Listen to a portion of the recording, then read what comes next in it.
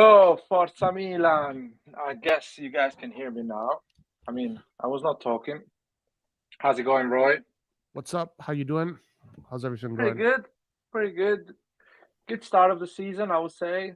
Uh, Three Interesting points. 3 point. Yeah, important to start well.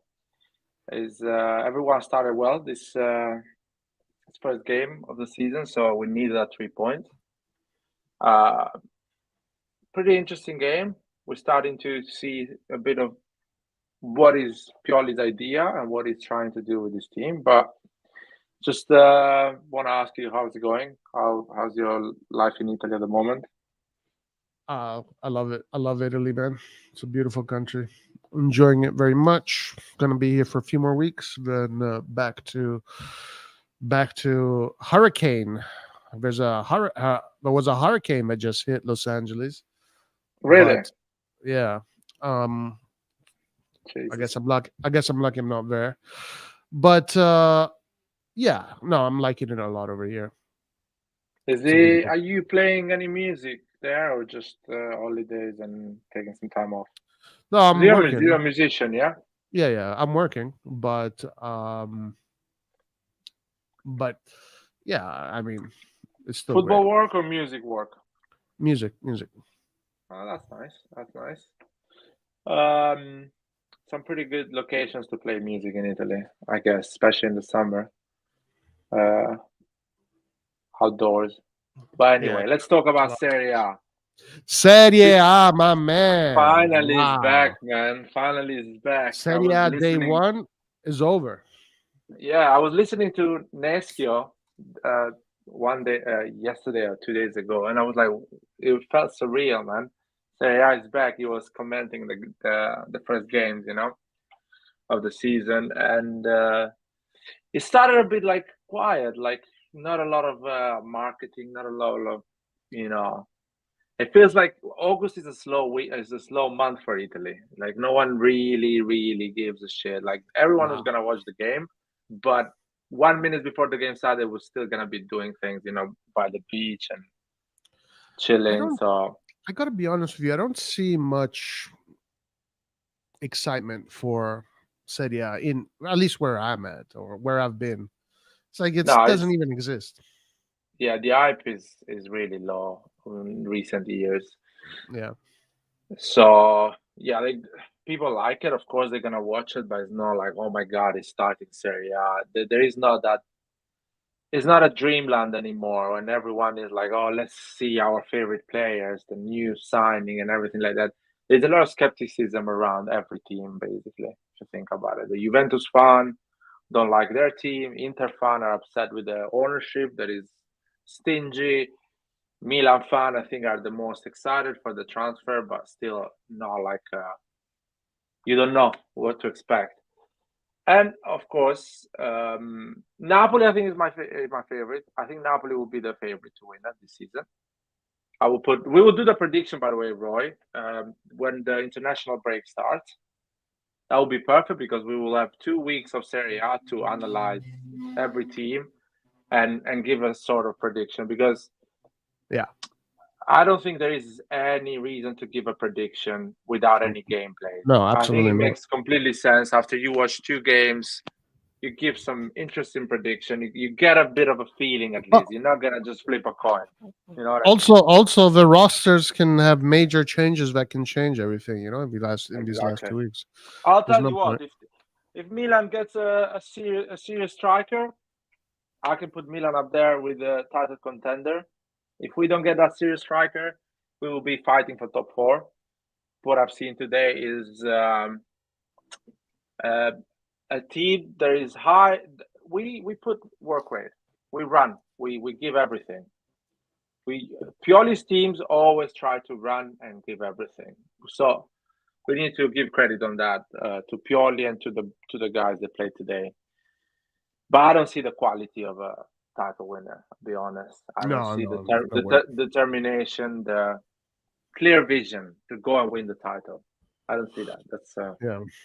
first Let feeling. me just get to chat a little bit, and let me say thanks to Pete first. Thank you for the super chat, Pete. Really appreciate you, my man. And he says Dai, i motorini, senti i motorini. Do you hear that? Yeah, man, I grew up with that noise. Right. Thanks, You boys. need, yeah. Yeah, that's you'll hear that in Italy every day. Thanks, boys, for the post match. Your efforts are much appreciated. As always, great start to the season. Thank God, Forza Milan. Thank you for the super chat. Thank you for the super chat. Um. Okay, so lads, we want to get into it. Talk about the game. Where do you want So, to start?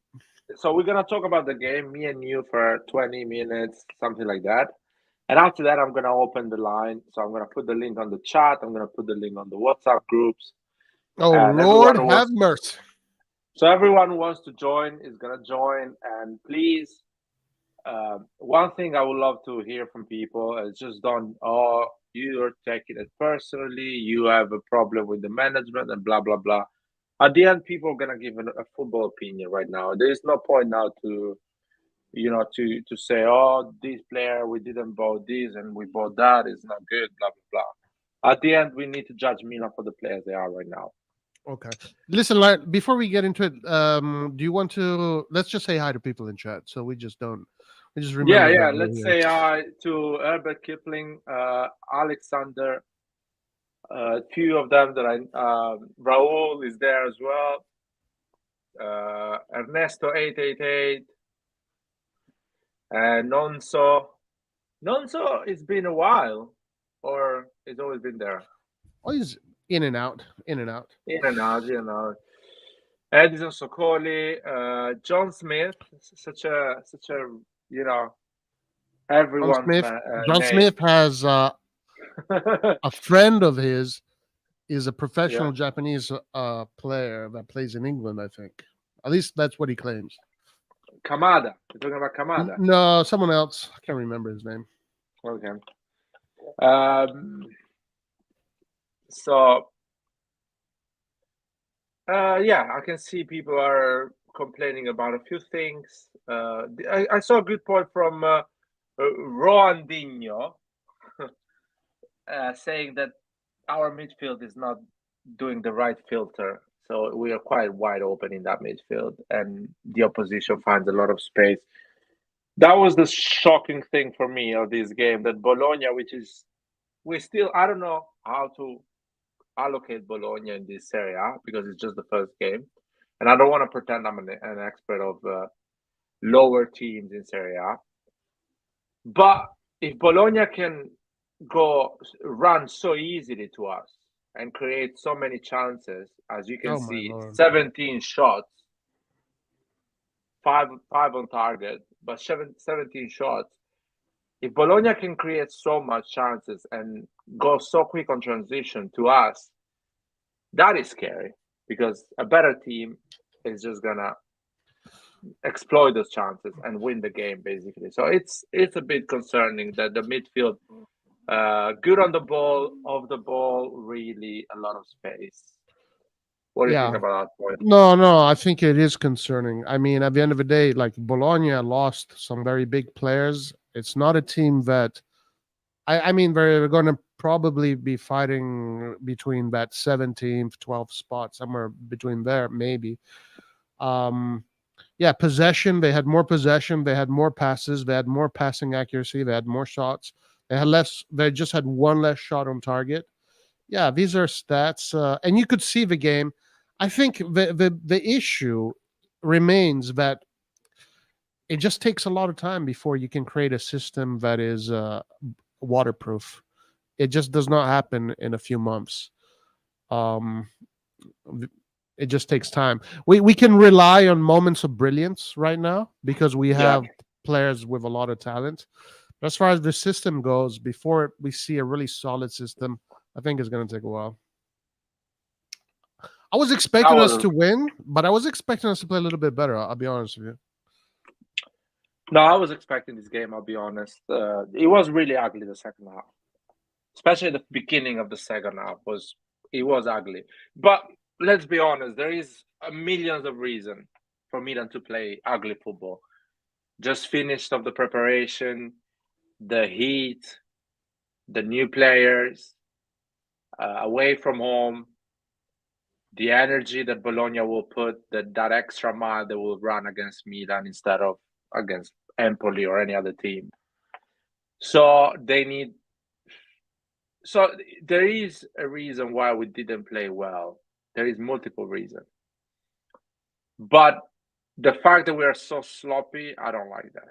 I don't like that because um, it is concerning. The moment problems comes and you keep going being sloppy, this is a game you should play in halfway to the season. You know those ugly games that you have a lot of injuries. You've been playing every 3 days, and it's fine to play a game like this. But at the beginning of the season, it's a bit weird. So it's a bit concerning. Yeah. Yeah, no, I agree. I agree. I listen. I think it's going to be a tough season this year. I don't expect us to play champagne football with the midfielders we got. I don't. Reindeers is good, and we can talk about the individual Yeah, players. He had a good game. He had an assist. But Krunic, Loftus Cheek, even Rangers right now, it's like you're not going to get a dominant midfield. You're not going to get that. Um, if that is to happen, it'll happen far from today. Far from today. problem is that all of the three players are too similar with each other. So the vision they have of the football is similar. So they don't like to uh, recover the ball.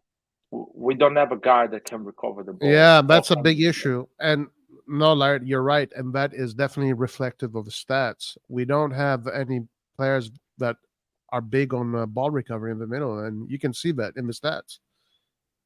Exactly. Probably if we go to SofaScore, we can see the how was the ball recovery of all those three players today. It was pretty bad. The first half in terms of ball recovery was really bad. So basically, for us to recover the ball, we needed Bologna to finish their chances or get really close to the final third. And of course, Bologna does not have the quality, and at the end, they will lose the ball. But in the midfield, we never controlled the game. We never told Bologna, "Stop there! I'm getting the ball.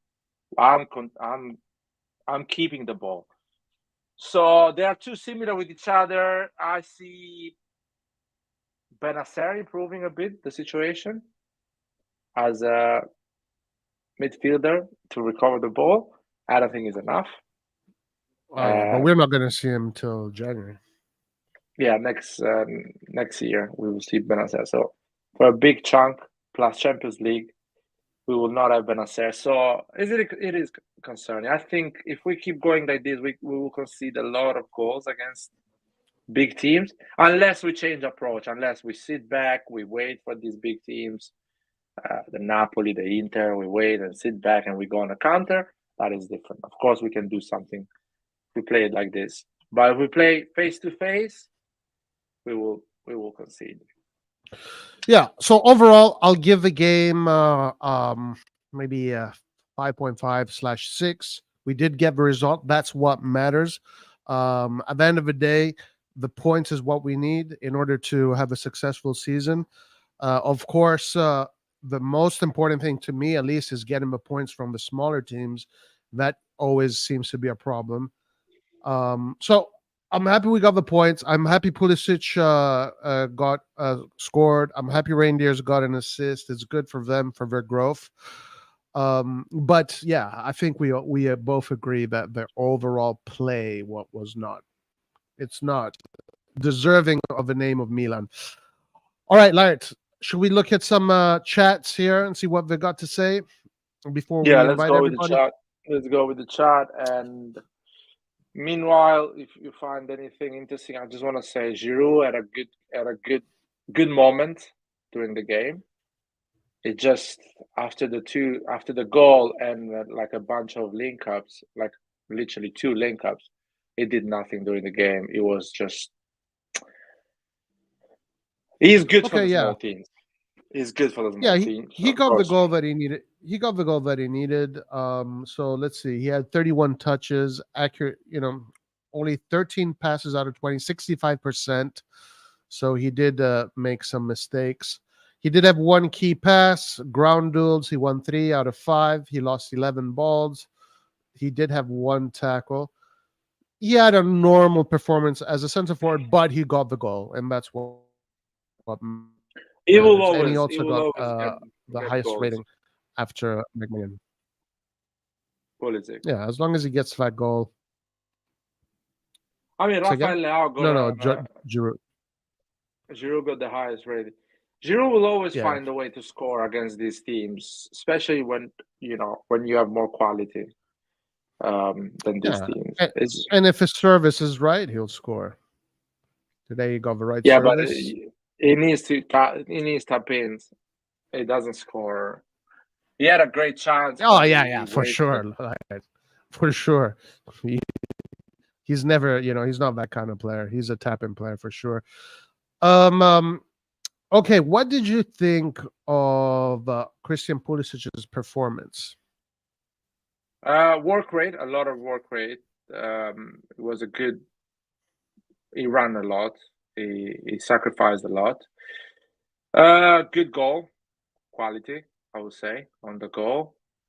But even him wasted a lot of passes, and had a good dribbling on the right once, a bunch of 1-2s, a few crosses, but most of the time they stopped him, I would say, or find a solution to stop him. Uh, yeah, so he had 50 touches today, accuracy passes 82%, 31 out of 38. He had two key passes, crosses 4, 2 were good.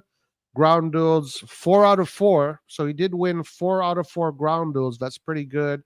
Aerial Yeah. duels, he didn't win any. Possession lost only 9, not bad.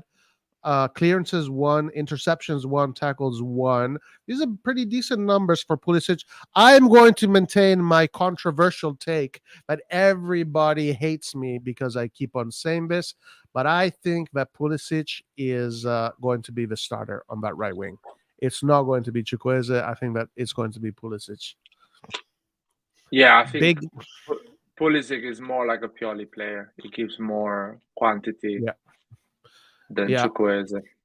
More quantity and more quality in possession, and just more he's more of an entrepreneur. He's better with the teammates.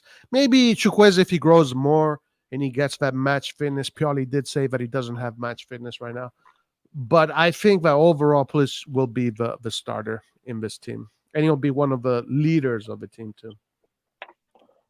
I don't know. I don't know. Pulisic will be always Pioli's favorite because he has that work rate that Yeah, no one yeah, else has.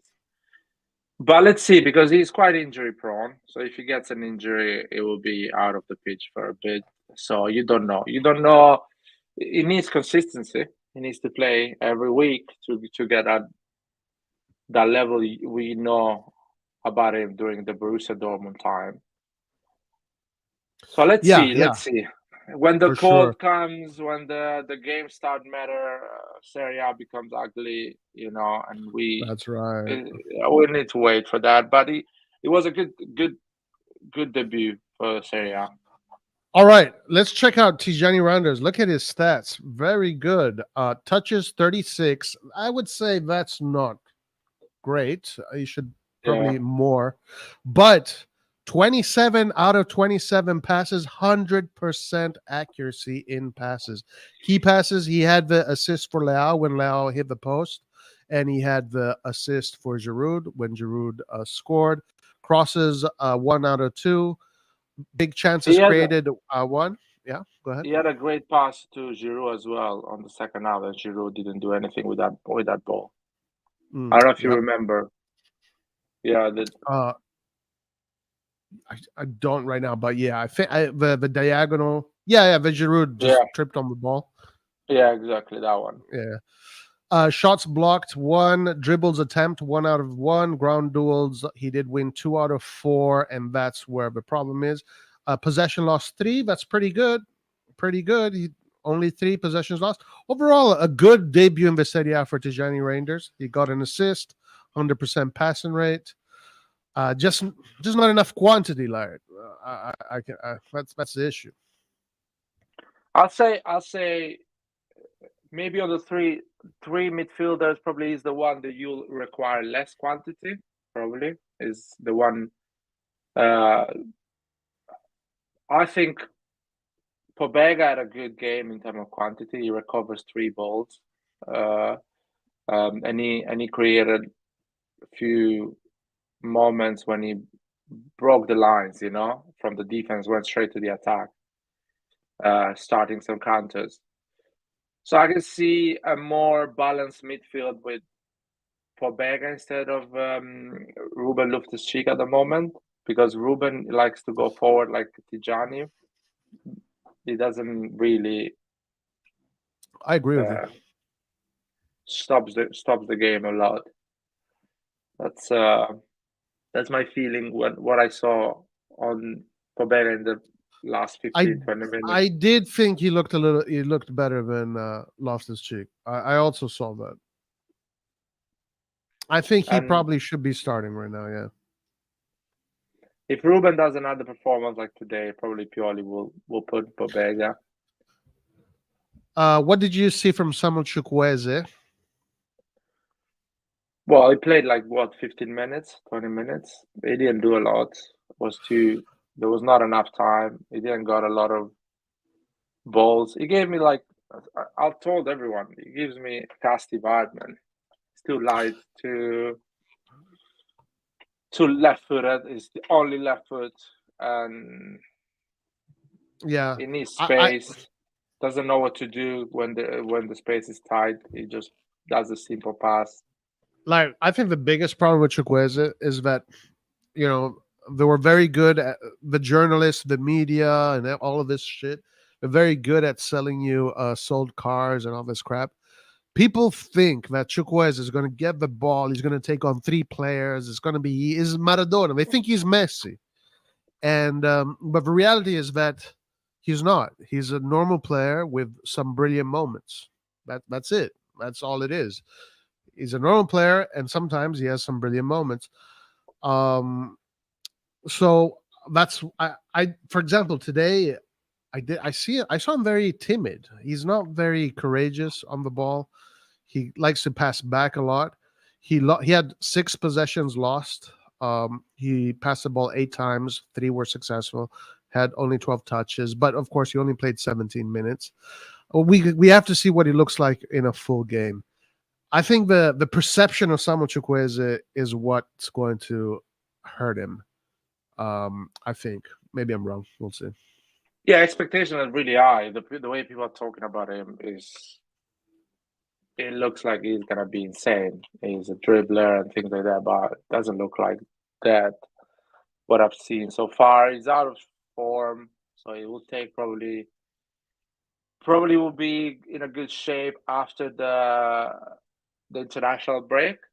You will have more training session, a bit more minutes, some friendlies and Milanello, so it will be in a decent shape after the international break. The other guy, Okafor, completely inexistent in his 17 minutes. It didn't got the ball once. It didn't saw the ball once. The two center backs, Bologna center backs, at one point, one of them just left the defense and went forward. It was like he left his mate with Okafor. He said, like, you can deal with him by yourself. So Okafor, I think, will struggle as a number 9 unless we control the game. But the moment we don't control the game, he's not getting the ball. He's not gonna win any duel with the Italian defenders. Serie A defenders. Sorry. I want to reply to Brockman. We've been saying that every time we were winning ugly, the season before and the season before. Still, people were coming here and complaining about the players, even when we were winning ugly. I'm glad that now people are not complaining about the players when we win ugly, because there is, a point to prove. Well, last year, lad, we won the first game 4-2 against Udinese. It wasn't. I think honestly, right now, doing any judgments right now about Milan right now, getting overexcited about Milan right now is a little bit dangerous. I think we got to see when shit hits the fan, when the pressure is on. right now these are the games where there is no pressure. It's the first game of the season.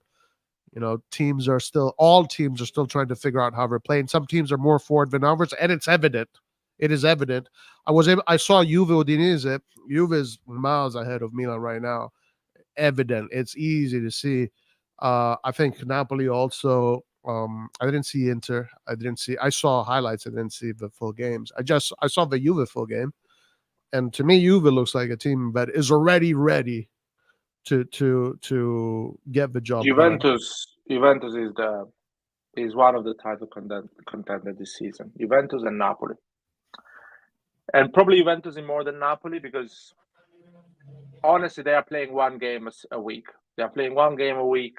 Allegri is a monster on that side. He will just Yeah. win every fucking game, no matter what. He'll play ugly and just get the 3 points. And also, yeah. Sorry, finish. Go ahead. No, I finished. I was repeating myself. No, and credit to him, he finally figured out that Chiesa is not a wing back, and he's using him as a striker. Also, Chiesa is back to his. They're saying that Chiesa is back to his normal. Like they're saying, he looks like he's back from what be pre-injury. So Chiesa, Vlahovic, if those two gel and get together, that's also a very dangerous attack. And they don't need to rotate. Like you're saying, it's one game a week. One game a week. It's easy. It's gonna be so easy for them. It's gonna be so easy. Honestly, it's gonna be easy. Yeah, that's the thing. For sure. So let's see. Pete says, let's try and be critical on the second half performance with a 2-goal cushion and the conditions of the heat. I think it was a tactical choice to conserve energy for the following game.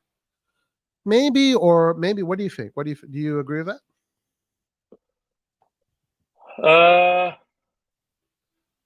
About the second half. My problem is you can play bad but still control the game. You can be boring but still have the ball and move around the ball. Our problem is that the attack and the defense was completely disjointed. The midfield was all over the place. We were playing so bad. We were crashing with Bologna defenders or players. We were losing the ball, sloppy passes, trying to dribble where was not needed. Hernandez and Leao had a stinker, both of them. I don't care what people say. With the ability they have, they should do much better. They had a bad game. Just some wrong decisions. I think Krunic did a good job. He did the job at the end. That's what what he's able. Krunic had a decent game. Again, he cannot do more than that. I don't think he's the player. He's a good player for us.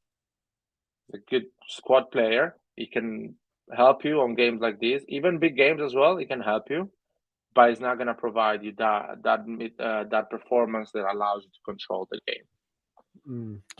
I want to look at Leao's stats. So Leao played 90 minutes. He played the whole game. He had 1 shot on target, shots blocked 1, double dribble attempts. It was 4 out of 9. He got 4. He hit the woodwork once. I mean, if he would have scored that 1 goal, his performance maybe would have been okay. But overall, Leao, if Leao does not score, does not get an assist, usually his performances are not great, unfortunately speaking. But the thing about Leao, if Leao plays well, he does 2 goals and 2 assists. Because that is if he plays well, yeah.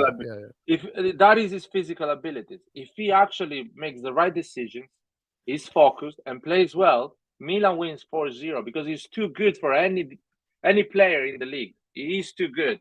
The moment he doesn't give a shit or he's a bit like I can't be bothered today, that's what happened. He doesn't get chances. It doesn't score. It looks sloppy. Even if he scores that goal at the end of the game, I don't give a shit. He had a bad game. I'm sorry. Yeah, no, I'm saying if he would have scored that goal, then people would have said he had a great performance, and they kind of overlook the rest. Usually, yeah, of course, something that happens. Yeah, go ahead. Yeah, go for it. No, no, go ahead. All right, so he had 51 touches, 18 passes out of 21, 3 key passes. One of them was for Theo Hernandez, a little bit too long. That should have been his assist right there. Possession loss 17. That's quite a lot. That's quite a Yeah. lot. Ground duels.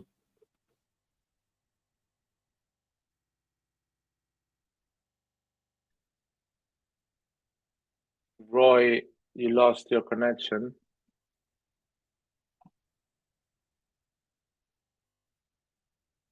I don't know. Can you guys hear me? I think Roy lost the connection. Um,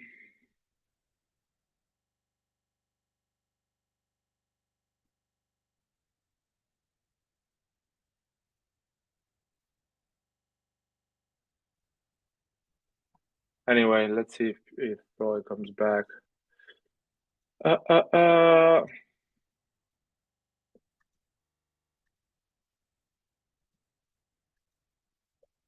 When Roy comes back, we can. But yeah, talking about Leao, yeah, his performance were a bit. Still, to be fair, it's tough. It's tough. Serie A is not easy, and it's the first game of the season. We won, so it doesn't matter. So Roy is gonna be back in a second. His laptop just restarted without asking his permission. Actually, let me put the link on the chat. Let's see if anyone wants to join and have a chat and talk about the game. Here's the link here. Let me know if you want to talk about the game. Roy is here again. Sorry, guys. Just did an update on me and it just switched it off. I don't know. Whatever. AI, man. AI. So you want to share again the sofa score? We were talking about Leao and his performance. Yeah. Let me get it. Do, do, do, do, do, do, do. Here we go. So Leao, he had 21 ground duels and he won 9. That's a lot of ground duels. That's a shitload of ground duels. So it does say that he did put in the work. Aerial duels. Yeah. Well, ground duels, he will always have a lot because he goes a lot on a 1v1. He tries a lot of dribblings and he gets the ball a lot, shoulder to the. I think ground duels is when line. Is it ground duels when you're trying to win the ball, right? So even when you have the ball or when you receive the pass and somebody contrasted you. Okay. So anyway, 9 out of 21 and possession loss 17. Offside 1, was fouled 3 times. Yeah, he had some brilliant moments. I guess him and Theo Hernandez, we got away from them. You know, they've been partying all summer. We're still in party mood, so we got away from them. To be fair, Leao went a lot on 1v1s and he had some successful dribblings. Just after that dribbling, he was receiving a foul or he was like having a bad touch. So the ball was going a bit too further away from him. He had the chance to give an assist to Theo and his touch was too poor in my opinion. I don't know. So we got Rock with the question here. Thoughts on Calabria versus Kalulu? That right back spot is also another tricky one, not just the strike. Okay, so first of all, Kalulu had a bad game in my opinion. Calabria didn't have such a bad game. Kalulu had a bad game. He played like 20 minutes. He passed the ball twice to the Bologna players. They almost scored a goal. I don't know. Kalulu is not a right back. I'm sorry. Kalulu is not a right back. He can do it, of course. You look at him more of a center back. Yeah, he's a center back, and I don't know. Today he didn't play well. Calabria did well. I think he did okay. Calabria is a good right back, and I like the way when he comes in, helps the midfield. Yeah, that's what I wanted to talk about. So, and I was talking about this yesterday in the preview because we were seeing this from the friendlies. So basically, when Milan sets up, they have 2 at the back and then Calabria becomes a double pivot, or he joins the midfield line in the middle. Loftus-Cheek goes wide, and then they develop the play together depending on how it goes. Calabria either goes wide, Loftus-Cheek goes back in. It's strange. Honestly, I don't understand it. I don't get the purpose of doing that. I think it puts us at risk, but I don't know. I don't get it. It's I don't more understand like why he's doing that. mixing the card. It's like trying to open up a bit of space in front of your defense. You know, when the center backs have the ball.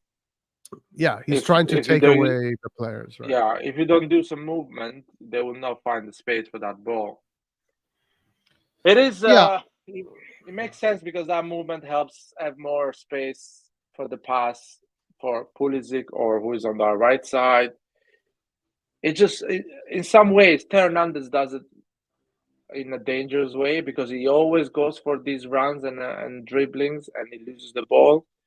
Calabria most of the time just get the ball and does a simple pass, so it's more like to shake and move a bit the cards. But Hernandez does it in a dangerous way. Sometimes it works and you can create a chance, but most of the time he is lucky that he gets a foul, and sometimes he loses the ball. So uh, I don't know. It's different. We see the game from the I, top down, I you know. don't So think I don't think Pioli was able to execute his plan exactly how he wanted today. Bologna gave us difficulties, and we got disorganized at times. The lines broke. I mean, it wasn't perfect. Obviously, a lot of us here know that the team still needs to gel and still needs to get together. But yeah, so it was just that I don't think the plan was executed the way they wanted. Okay, so Leao looks determined today. Fazel says, missed Brahim? Question for Laert. Did you miss Brahim Diaz? Brahim Diaz got a win in again with Real Madrid. He posted on his Instagram. He's happy he got the 3 points. He did play. Do we miss uh, Brahim Diaz? absolutely no. Why? Why should I miss Brahim Diaz? It's just I think Pulisic, Brahim Diaz, it's more or less the same shit at the end of the day. my problem with the transfer window is that we didn't buy a guy that is twice better than Brahim Diaz. That's my problem. You should have Yeah, bought a guy that is 3 times better than Brahim Diaz or a striker. And see, that's the problem I have with this transfer window. If we bought a serious striker, like a guy that says, wow, this is a proper striker, all the pieces we bought will make sense. All the Pulisic, all the Reinders, all the Loftus-Cheek and blah, blah, blah. You can put them, Okafor. They will make sense if we get a Taremi, if you get a Scamacca, if you get a serious, big, young striker, you know? But we didn't get a striker, so now we look really weak, like we don't dominate games. The team is not connected. And of course, the CDM or a guy like Benacer that recovers a lot of balls, yeah. I think that that would changes have everything. been, yeah, that would have been more an intelligent move. I would have got I think a free Kamada and spend the money for CDM, I for think if we example. had Benacer, it would be different. I think a lot I of mean, things would be different. Roy, let's be honest. With the Chukwueze money and Musa money, you can get Amrabat Oh yeah, and man. Of course, Kamada on bro. the I've street. been saying that. No, dude, Laird. That's the Just with the reality. Just with the Chukwueze money, you can get Amrabat. Yes, and you can move a season with Selemakers, Romero, With the and Musa money, you can get Taremi. that's the reality. This is what we're talking. We Whatever. are putting. How can I say it? Clint today went on the attack to me. I like it. I like it, Clint. I like it. It was fun.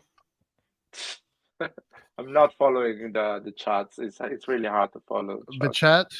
Oh yeah. Clint went on the offense. There are 2 against 1, man.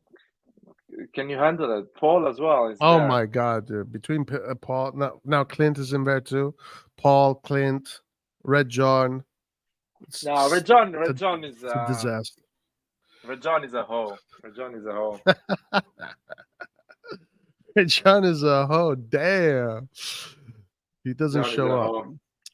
home. So Rock says, I think Lulu had a good game also. I would like an elite right back, but never gets injured and is consistently dominant. What, Kalulu was not dominant today. Come on, who's saying that? No. No. He's no. He said Rock says he would like to have a dominant uh, right back. Well, let's talk about that. Instead of buying Chukwueze, buy Singo. Do you want to dominate that right back? Do you want to put some competition to Calabria? Do you want to put an alternative to Calabria that is a dominant, strong right back? Singo was in the market, really cheap, 15 million. You had a lot of counterpart to use to get him. You could have give Torino 20 million plus Messias, but we were trying to be stingy. We're trying to go for other type of players in other positions.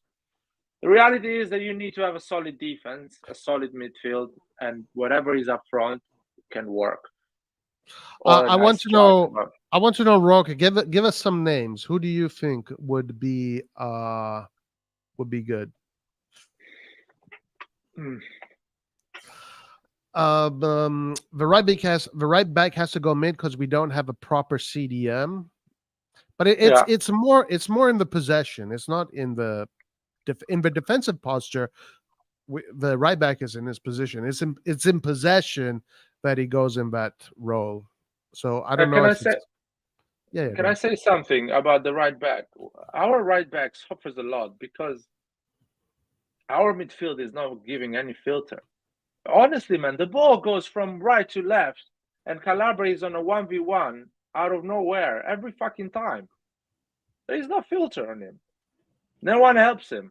No one helps Chow as well. No one helps Theo Hernandez. But Theo Hernandez, because he's physically dominant, it covers those issues.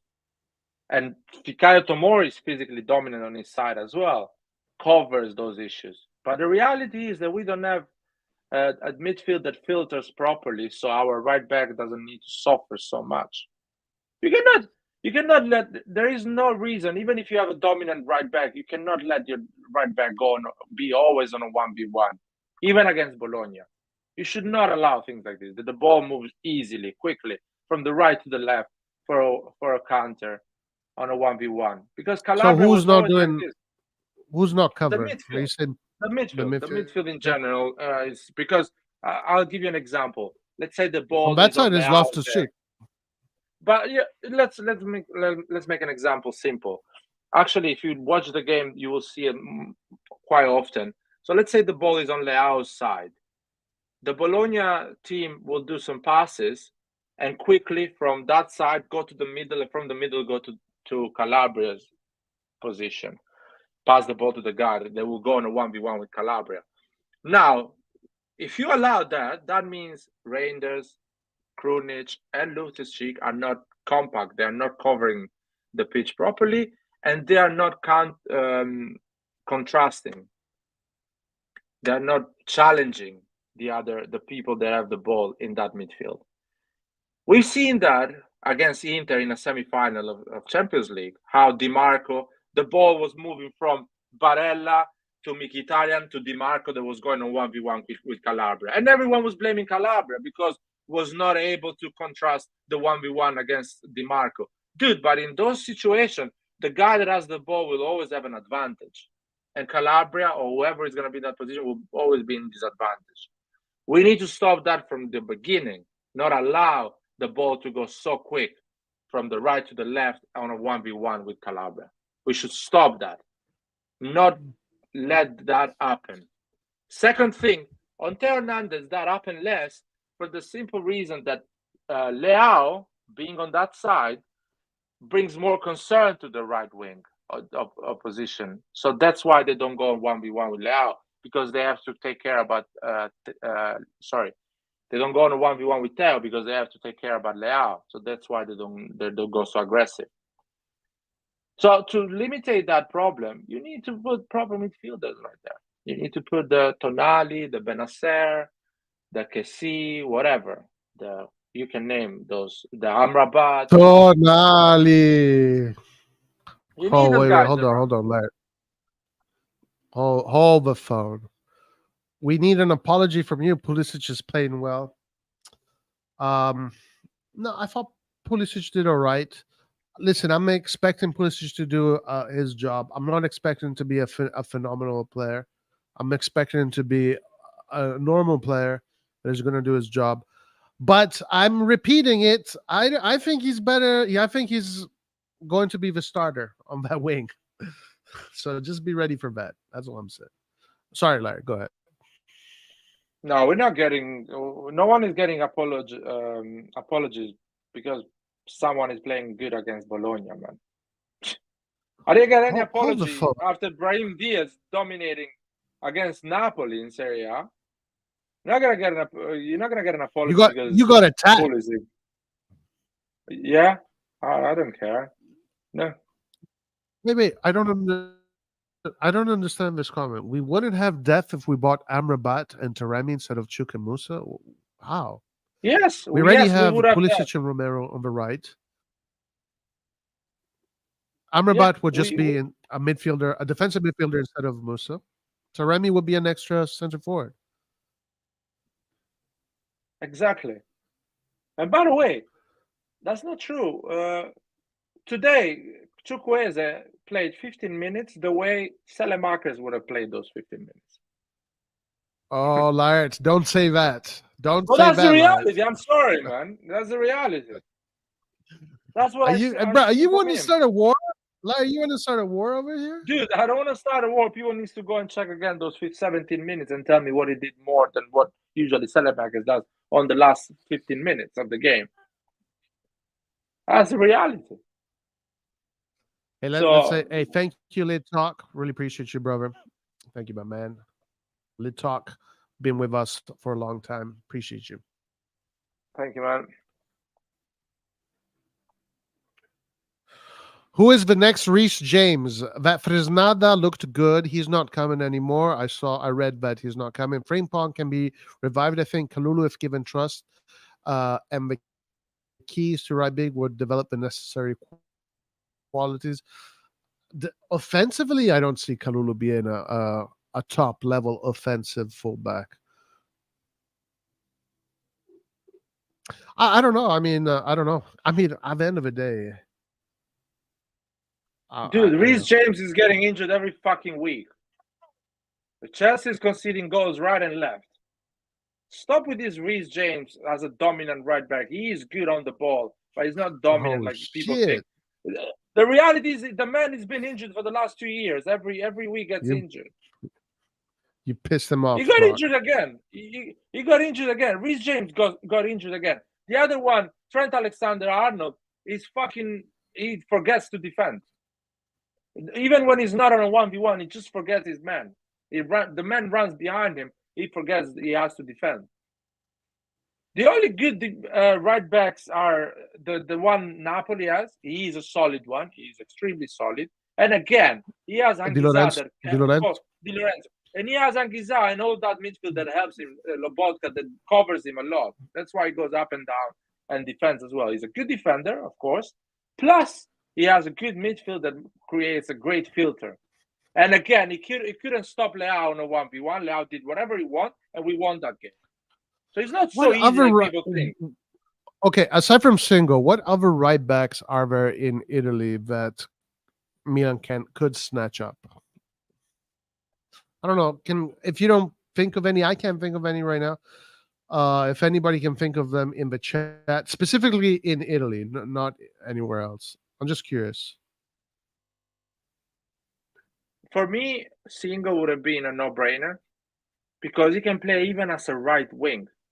If you want to play defensive football and double down on that right wing, let's say you're playing in Champions League against Real Madrid and you have Vinicius Junior and another guy and Modric on the other side. You put Calabria as a right back, Singo as a right wing, and you double up defend properly. Yeah, no. I agree. Singo is a good option. Paul, listen to me, Paul. Go and listen to Sempre Milan, man, or go to fucking other channels that are Hey, we loving don't this have any. management. Dude, We don't seriously, have man. anything against Emperor Milan. Uh, no, I don't have anything against them, but I'm giving them viewers. I'm always telling them other people to go and watch them because they have another opinion and other channels have other opinions. So go and listen to them, man. I'm not gonna Also, stop Paul, saying my opinion because you guys have watched some highlights of Chukwueze on YouTube. I'm not gonna give my opinion. but the thing is this, like, I don't think it's the correct analysis after watching tonight's game to be super relaxed and say, okay, it's going to be it's easy. We're going to win the Scudetto easy. I think today's game showed us a lot of flaws, showed us a lot of things to talk about, a lot of things to analyze. Uh, a lot. We're going to look at this game like Pioli is not looking at this game and saying, "All right, I'm going to sleep fine tonight. Everything is good. Let's go and drink. Let's go and party." No, we're going to look at this game. We're going to analyze all the things that didn't go the way they wanted because a lot of the things did not go according to plan. You could see it. If you know what you're looking at, you can see how it was very disorganized. They conceded a lot of possession. They conceded a lot of chances. Bologna had more chances than we did. They shot more shots than us. They're getting they're getting to the point where they're shooting on goal. So Pioli is not relaxed right now. Of course, I mean he's not desperate, but he's looking at the game, he's analyzing it. He wants to see what he can do better. So I don't understand why just because we won against Bologna, a team that I don't think is anything special, in a way that wasn't special, we should be celebrating like we freaking won the Champions League, Paul. And also the link is in the WhatsApp and on the chat, Paul. If you have anything to say, just come up on the live and say your piece, Paul. Yeah, Paul, grow some balls, man. Grow some balls, Paul, and come over and tell me what you think about it. Anyway, he's going to sleep. Yo, what's up, guys? How are you doing? All good, all good. Talking about the game. Is what do you think about the game? Wait, Andor. Yeah. Can you hear Andor? Yeah, can you hear me? Why can't I hear Andor? I don't know. Lard, can you hear me? Yeah, I can hear you. Yeah. Listen, regarding the game. Did Andor?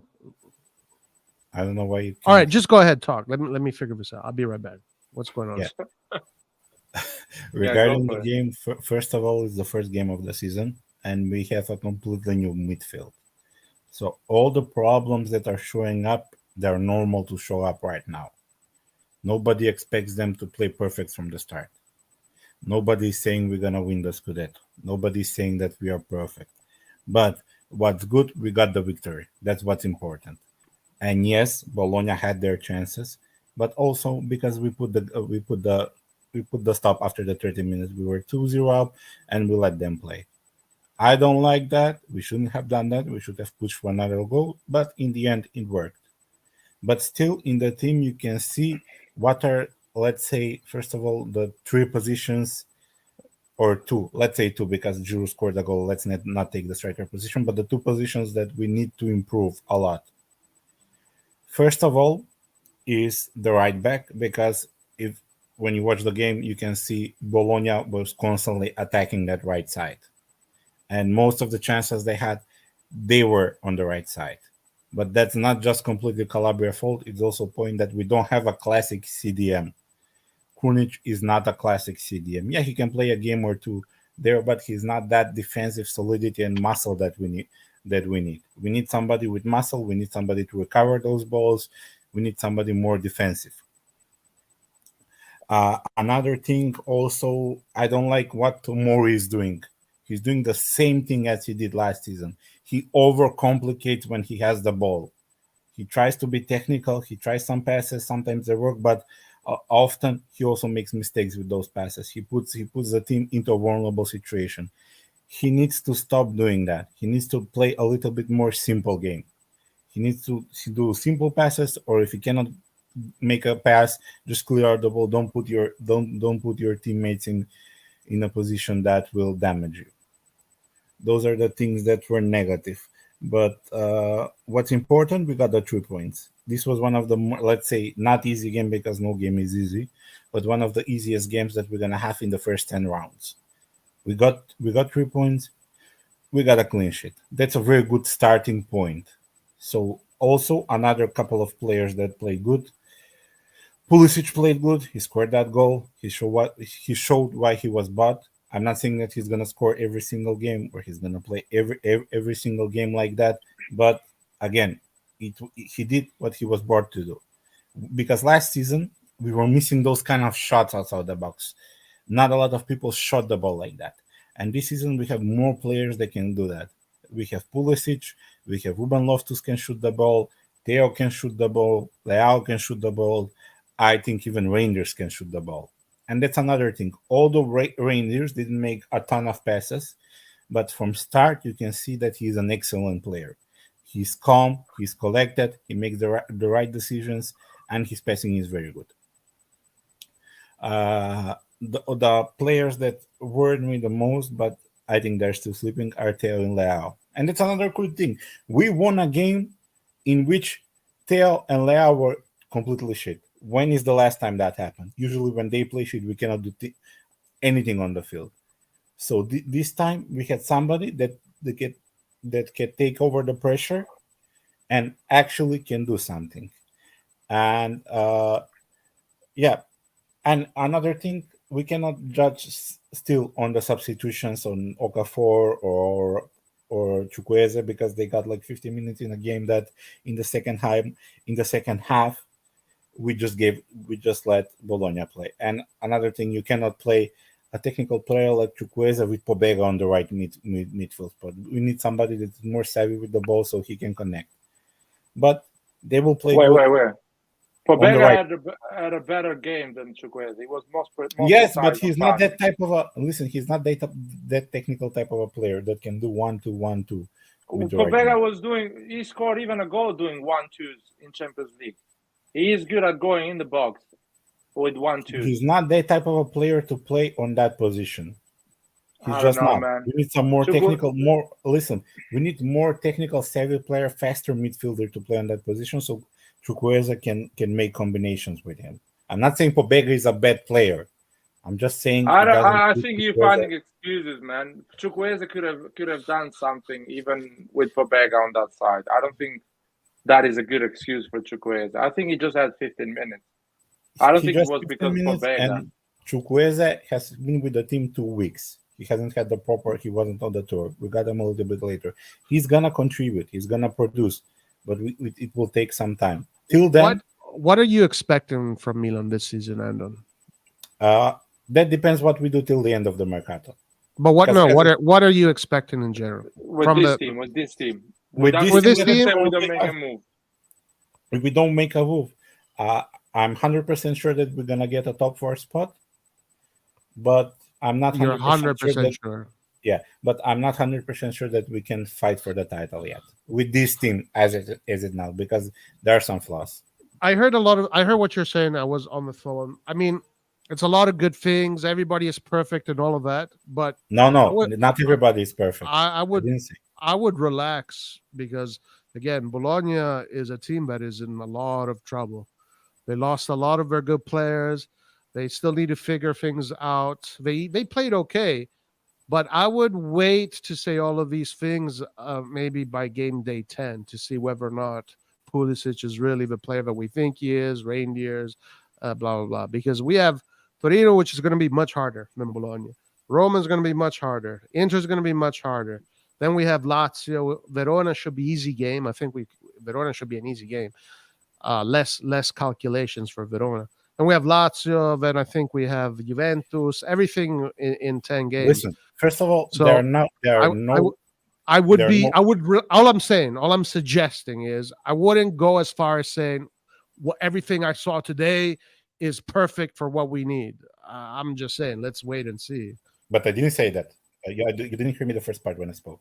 I first of all spoke about the negative things. It's not perfect. It's far from perfect. I might have missed that. So it's far from perfect. My problem is that we allowed Bologna to create a lot of chances. in transition. So before we scored the first goal, Bologna had two big chances. Yeah, but that's the thing. We are missing. That's why I said we're missing a CDM. We are missing a. But we're not getting a CDM though. Well, that's the problem. We should get that CDM. That's the biggest problem. If we get a solid CDM in that place, then we're gonna look at it a lot better. But sorry, if you're talking about solid CDM and a good striker, we're talking about another 40 million right there. It doesn't have to be a 40 million. Really, it doesn't. A solid midfielder, a solid CDM. How much you can get a solid CDM for? You can find for 10, not for 10, but for 20 million, you can find somebody. And another a striker for 20 million. We're talking about 40 million. The striker, we can get the striker on loan. We can try to get a striker on loan. We can get Broy on loan. It's a very viable situation, especially now when Chelsea are looking at other. So we are adding another 20 million, 150 million to add in total, let's say, and Broya on a loan that if it does work, I will say another 20 million to buy or whatever price is. So we're talking about an overall of injection of let me do the math, 170 million to the squad. Yeah, but I hope this squad challenges for the title after spending 170 million. I hope. If we get that, because listen, we still have players to get rid of. We have to get rid of Rigi. We have to get rid of Balotelli. We have to get because also salad makers, Caldara, Lazacic. That will free up a lot of money. That will free up the funds to get that CDM. But we need to get rid of them first of all. So this team is not perfect. There's still a lot of work to do, but it's a very good start because last season we were losing points against teams like this. Well, last season we started with a win against Udinese 4-2. Yeah, but I'm speaking about the season at whole. We were losing points. Yeah, but this is what I'm saying, and we haven't seen what the season is like yet. The last 3 years the last 3 years we started with the first 10 games winning 90% of them. With Messia, Selemakers, Diaz, and all the crew. So it's a big test. These next 10 games are going to be a big test. Of course, that's why we need to listen. That's why we need to beat Torino as well next week. We are playing at home. We should win that game because after that we have a lot of more difficult games to follow us. We have Roma, we have Inter after that. So it will be good if we can win that game as well to have some leverage before the start. Yeah, for sure. I want to reply to Rock. Rock, if you allocate the Chukwueze money and the Musa money, you get Amrabat and a striker. And that is the reality, man. You cannot hide in any place you are in the United States. You cannot hide from that statement, man. I'm sorry, man. That is the reality because Amrabat is going for 35 million, and you can get a decent striker for 20 million. That is the money of Chukwueze and Musa. You put Amrabat instead of Musa, and you put a striker instead of Chukwueze, and you go next season with Pulisic and Luka Romero on the right. That is the reality, man. You cannot hide on that. We needed a midfielder like Amrabat, and Amrabat is an example. You can probably go in South America and get one for 7, or you can go in Africa and get one for 2. I don't know, man. Or in France, you can go and get one for 11. Or Adopo. Adopo was or free. Adopo on a free. And you can give his agent 5 million and his mom another 5 million. And for 10 million, you get Adopo signed for Milan. So, or you can give a fucking, how's it called? CDK to get Deron from Atalanta, which can be a solution. I'm not saying he's the best player in the world. He's an improvement on Krunic. He's a Serie A proven player. He's a CDM. There is options there. We didn't do those options. Because Atalanta doesn't want to pay money for CDK. That's the thing. You cannot exchange a player for Atalanta. Doesn't want to pay money right now. If you give them a great deal, they will. Because Deron is worth 11 million. CDK is worth 25. You swap them head to head. But then you're losing a lot of money. They're not gonna do that. You cannot. Well, but you have a CDM at least. You have a CDM at least. But you're losing a lot of money. No, you make it that you pay 25 million for Deron and they pay 25 million for CDK, and that's it. But things like that got Juventus banned. Yeah, because Juventus did 72 operation with players that were worth but half Atalanta million. is not going to do that, Laird. Atalanta is not gonna. They're not gonna do that. That was the issue, Laird. They didn't want to pay money for CDK. That's why they get him on loan, because they didn't want to pay cash. So they wouldn't even exchange that player for that price. They're still not sure that they want him in the team. They want to see how he plays this season. I think you could have done an operation. You could have done. You could have convinced Atalanta. CDK just with the year he had last year, I think it would have been very difficult to get anybody to Dude, pay. the run is valued less 10 million anyway. But hold on, but Deron had a great season last year. He's not renewing, bro. He's in last year of his contract or something like that. He's not renewing. So Atalanta, it will be happy with Atalanta to exchange Deron for CDK. Yeah, but like that, they're losing an important body in midfield. Anyway, guys, you guys finding excuses. I can no. I just think that particular operation is difficult. I think that particular operation is difficult. I don't think it's difficult. Other teams manage to do those operations. That's fine. That's okay. I want to respond to this, Edison. Roy, you should relax on Juventus too. They were terrible second half too, and you have them fight. The second half, they did what Juventus does. They defended. They just defend. That's what, guys. Juventus is awful to look at. All right, it doesn't matter how they're going to. You know they're going to be ugly to look at, but they're effective. They on the ball they look good. On the ball they look organized. They look really good on the ball. But they're going to wait for you. They're going to give you the ball, and they're going to play like shit. So don't get fooled by Juventus' style, Edison. Don't underestimate Juve. Yeah, people should not really underestimate them. They only play Serie A. With their ugly play, they're going to win some games. I don't think we will. It's going to be a tough season. I see a really tough season because the way Bologna was running through our midfield was like Inter in a semifinal. Was the same level. Just they were shit. Of course, they didn't have Lautaro up front. They didn't have the quality Inter has to finish those chances. So I'm seeing now that Milan with that approach with open wide, playing a better team than Bologna. Every counter attack will be blood.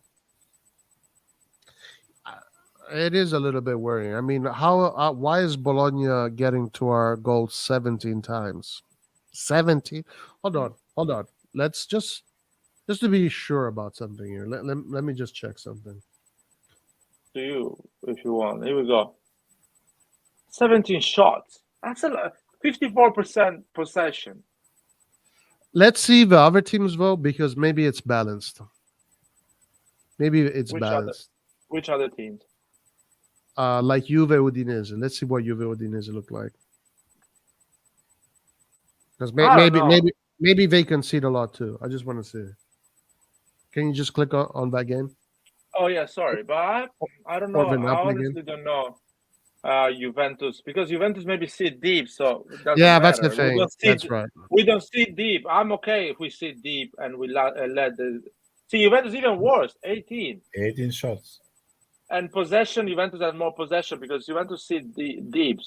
My problem is let's see a team that plays a bit like us, like Napoli wants to play offensive football. Actually, let's see Roma. My favorite is to win the Scudetto, guys. like every year. Roma Salernitana. So Salernitana is a better team than Bologna. As they have strikers, they have how to punish. So Salernitana had just 3 shots, less possession, and went. Guys, watch out for my prediction. Watch out for my prediction. I said Roma's going to win the Scudetto, not because they're going to play great football, but because it's the team that is going to concede the least, even though they conceded 2 goals. And what 2 goals, by the way? No chance. Damn. Inter, 22 shots, 3 on target. That's weird. Offensively, man, Thuram is really bad, Laird. I really swear. Bad, yeah? Even as you can see, we dodged a bullet, yeah. Thuram is. Oh yeah, we dodged a huge bullet with Thuram. Thank God we didn't pay his agent, man. What about Atalanta? What did Atalanta look like? Atalanta looks good, but quite balanced. Serie A looks balanced at the moment. Every team had a lot of shots on target, possession. No one really dominated possession in any game. It was like a 50-50 kind of thing. Let me check Napoli. I think Napoli probably dominated. I haven't seen the game. Yeah, Napoli dominated. Didn't dominate that much, 52-48. So every team is kind of close in possession. Offensively, they dominated. Offensive, those shots on target. Yeah, because they have more offensive quality. That's why. Yeah, it's passing accuracy. Their offense is Look at Frosino's passing accuracy. That's pretty good. Out of 440 passes, 87%. That's really good. Napoli is changed a bit of tactics. Now they're waiting a bit. These small teams, they wait for them, and they were playing away from home, so probably they had a similar game like us. So listen to me. With the team we have, if we wait the opposition, I'm happy with that, because we don't look like dominating the midfield. So I'm happy waiting the opposition and going on deadly counter attacks or going on high presses. I disagree on trying to control the game. We are not able, at least at this moment of the season. A lucky day, Bologna can score 2 goals. So, but let's see. It's the beginning. Maybe Pioli can bring some magic. Maybe Adli can come good in that deep line midfielder. Make sure to like the video, guys. We're 55 people. Let's like the video. Come on, AC Milan is winning the Scudetto, guys. We beat Bologna. That's what Clint was telling me, by the way, in the WhatsApp chat. Stop, man. Clint is working. Let him work. I know he's listening to us and working. I know. Overall, do you saw other games in Serie A, Anton? Yeah, I watched Inter. I watched Sassuolo Atalanta, and I watched part of Lazio Lecce. Also Napoli as well. Sassuolo looked good, even though they lost. It was, let's say, a close game. Although CDK had like 5 chances to score. He had a crossbar too, CDK, by the way. Yeah. So there's a question here from Edison Sokoli. Question: should we rest someone this Saturday for the Roma and Inter game, or you would play the same pairs again? Isn't it's Roma Saturday? The game is Saturday. But isn't Roma and Inter after the international break? I'll tell you right now. Because I think we have 3 games before the international break. So there is Milan Torino on Saturday. Yeah. Roma Milan on Friday. It's Torino. It's Torino, then Roma, then the international break. Yeah, rest players. The guys There's just no started. need to rest anyone. Right now, you want them to play rather than rest them. You want the players that you have right now, the ones that are readier. They have 5 days to rest, so there is no need to rest for the game. I will rest some of them. Leao, I don't think Leao can do another 90 minutes. You would take Leao out? Yeah, because he ran a lot. Although he was really, how can I say it? Not amazing, definitely not. But he ran a lot, so he consumed a lot of energy. He played 90 minutes. I don't know. I think Torino's going to be harder. I think Torino's I think it's going to be a harder game. We are in the home advantage, so maybe it's our first game of the San Siro. So it's going to be a lot of energy from the crowd, and the team is going to want to do well. So there is that factor. I think Torino is going to be a little bit more of a puzzle than Bologna. But personally, I wouldn't change anything. I would keep the exact same 11 and just. We're not sharp. We're not sharp. Physically, we're not in a great condition. I think it will take us. I think we're gonna get better after the international break. Yeah. Depends on what kind of results we get against Torino and Roma. It's gonna be a struggle against Torino. Unless, sometimes you just unlock the games with a set piece or a nice counter or like some individual brilliancy like we did today. I think the Pulisic goal was, all about Pulisic. It did a 1-2 and shot from the distance. It was not like a team effort. You know what I mean? So if you don't get that goal, maybe this game will go in a different direction because we were not so dominant and creating clear chances. I mean, that's another thing. We don't need this season to expect just for Leao brilliance to score a goal. We have other players that can do that as well. Well, but that was the season before, and you saw how did it end up. We scored a lot of goals on the other side. The Tonali, the Brahim Diaz, everyone scored goals on the other side. My problem is when injuries comes, a lot of games start playing. It's not easy. It's gonna be hard. It's gonna be hard. I don't know. Let's see. My problem is Giroud. Let's be honest. If we had another striker, I'll be like, okay. So Yeah, Rock says our right wing is better. We have more midfielders with quality. I don't know if I agree with that. And we have Okafor. I love how he's saying we have Okafor like he's saying we have Messi. Just not explanation. Like we have Okafor. Is our midfield better than not the previous midfield, but let's go back a few seasons. Is it really better than? I don't think it's better than our winning Scudetto midfield. I don't think so. No, it's not. At least not until Benacer comes back. I want to see how Benacer will fit with Ruben Loftus. I think if we had Benacer right now, we would be playing way better for sure. Yeah. Benacer improves our games. My problem I have that I think Rock is right on saying maybe we have more quality, but quantity is important as well. I mean, depends. Depends how Pioli uses Sadly this season. If he's gonna give him some playing time, if he intends to use them as well, we are good. Hadley is not good on recovering the ball. I mean, that's why I say it depends on how Pioli intends to use him. So again, but our issue is the quantity. The quality, they are good at passing the ball. They're good at finding each other. They're good on dribbling, running into the box. I agree with all of you guys on that side. But when we don't have the ball, they are not good. They don't cover the pitch properly. That's why we need a CDM. Yeah. Reindeers is not the sub of Tonali. I don't understand why. It's a different type of a player. There's no need for this kind of comparison with Tonali. Yeah, and also is he?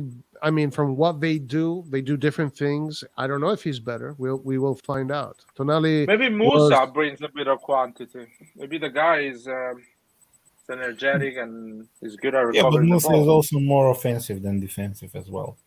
Really? Yeah, he's more offensive player. Pioli in his press conference, he said that Krunic is going to be the deep line player with Ali as his number 2. Reindeers is going to be going up and down, he's going to be playing all over the place.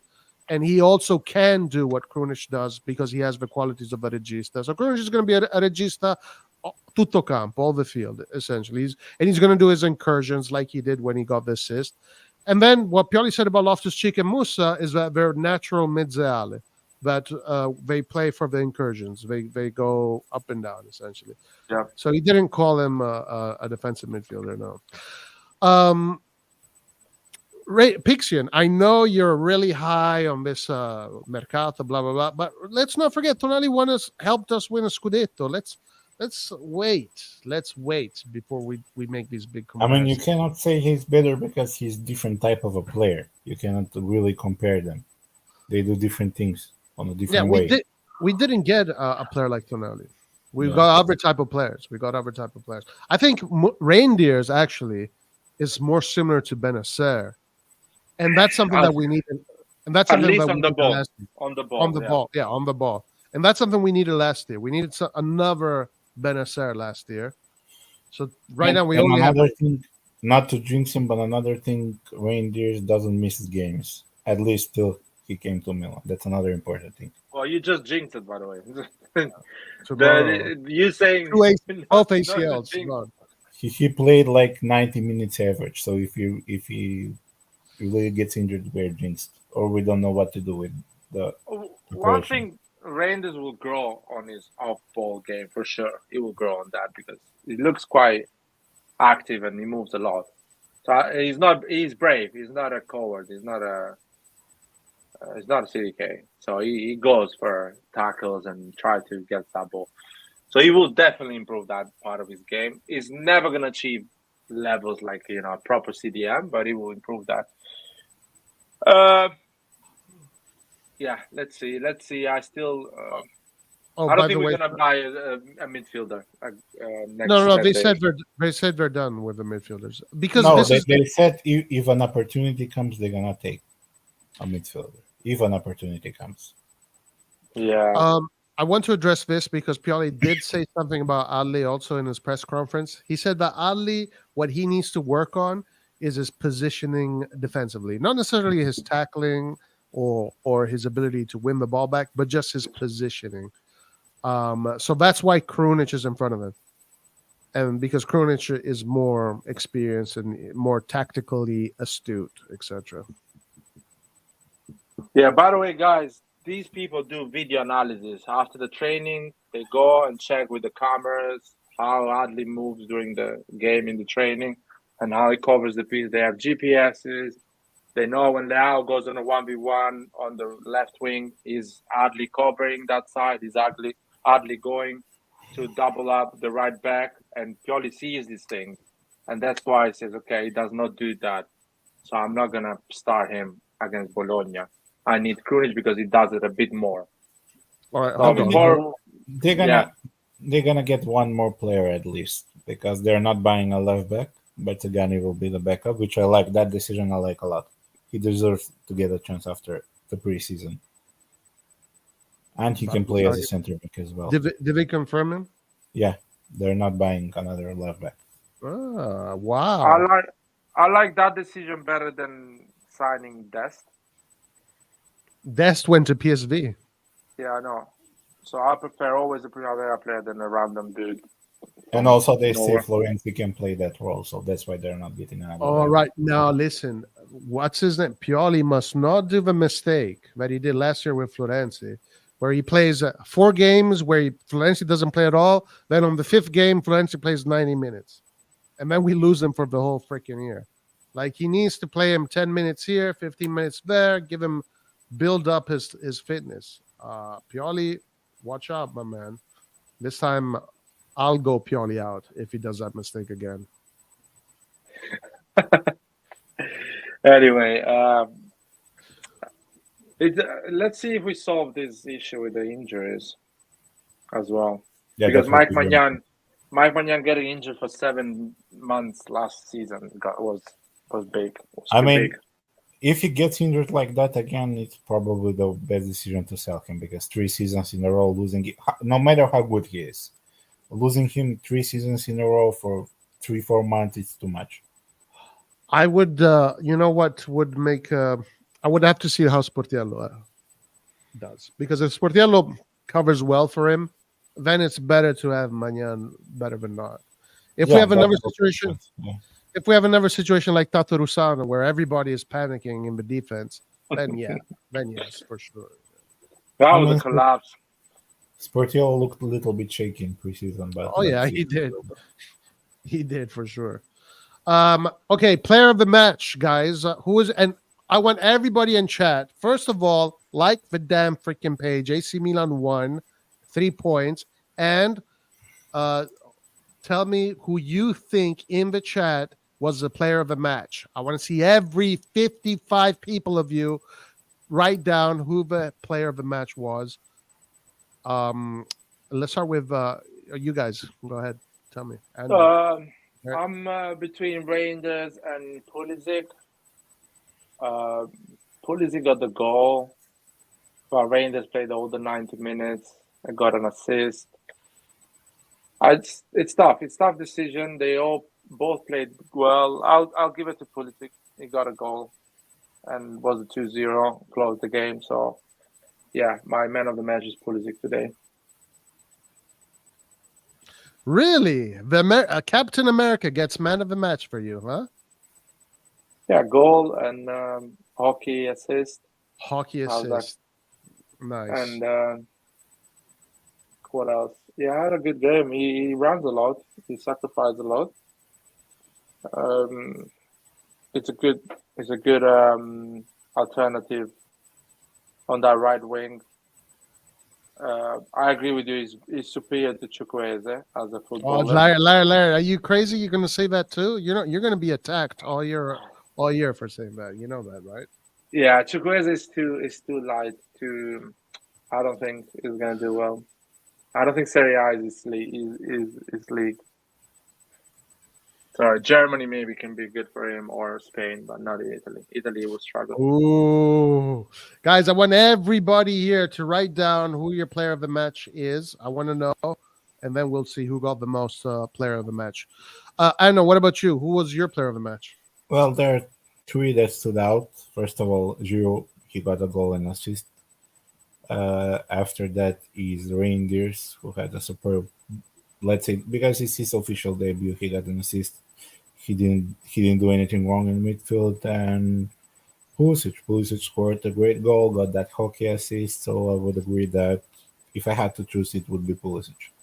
But it's close. Any of those three would be deserving. No, Giroud. No, I don't think Giroud had a good game. He had a good tap in. He scored and he got an assist. So you have to but take the assist was the assist was a 30 meters away from the goal. Pulisic shot from fucking 25 meters and scored the goal. Still, it's always an assist. Yeah, of course he's gonna count, but it's not like a man of the match. The man missed every other pass. Assist. It's like Çalhanoğlu's assist. He missed every other pass after that. He didn't get a nice link up after that. But you don't give him credit for any of that? I give credit for the goal because you still need to be in that position.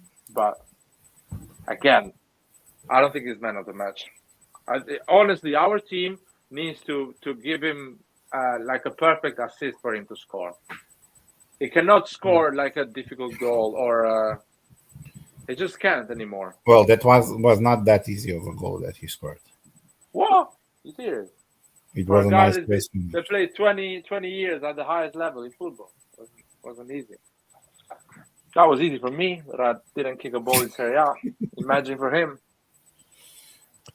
Would Thuram scored that goal? Of course, man. Every striker in Serie A. I don't think Thuram would have scored that goal. I don't think so. What's wrong with the Thuram slander now? I don't know, man. That guy does not look like a football player to me. But what about Mike Maignan, guys? He got the highest ratings on SofaScore. He had a really good game, a lot of good saves. I mean, Bologna attacked. They had shots. Do we give any credit to Magic? Yeah, he did good. He didn't do anything wrong. He made good saves. So he had 5 saves, 3 high claims, saves from inside the box, 4. He had 64 touches. Damn, he had more touches than our midfielders. Holy shit. He's our midfielder, man. Yo, range 30-something touches. He is a midfielder. 62% accuracy passing. It's an issue. Well, I think it's a lot of long balls. So, you think so? Why? It's an issue because that means that our midfielders are not connected well with the with the striker. So basically, when Reinders gives the ball to I'll make an example, Giroud doesn't give it back to him. He loses. When he gives the ball to Leao goes on a 1v1, maybe succeeds, maybe loses. So our issue is that all the pieces around the midfield as well, they don't connect well with the midfield. I don't know what is the fault. I guess it's the fault of the pieces around the midfield. Because what I've seen from our midfielders, they play quite conscious. They don't risk it too much. So it's just that ball goes lost because our players, especially Giroud and Leao, they waste a lot. So that's why our midfielder don't get it. Or Fikayo Tomori as well is another one that is not good at connecting with the midfield. So you give the ball to Tomori, you will not get it back. You will give it to Mike Maignan or do something stupid or a long ball. I'm having a difficulty finding who I think my player of the match was. I didn't see anybody. I mean, Reindeers had 100% passing accuracy. That is something you don't see often. I mean, they just had brilliant moments. Fuck, I don't know, man. I honestly don't know. Maybe I think they who scored the goal, or Giroud or Pulisic. I didn't see any outstanding performances today. I didn't. I'll go with Pulisic. I guess I'll go with Pulisic since he had the hockey assist and the goal. Goal though, huh? It was a beautiful goal. He had a nice shot. Listen, another thing I don't know if you guys notice or not, but in attack they're changing this season. They're more fluid. They're changing the position very often. Leao goes on the right, Pulisic goes on the left. They're making those rotations. Yeah, I saw that. Yeah, they're doing a lot of interchanges. Yeah.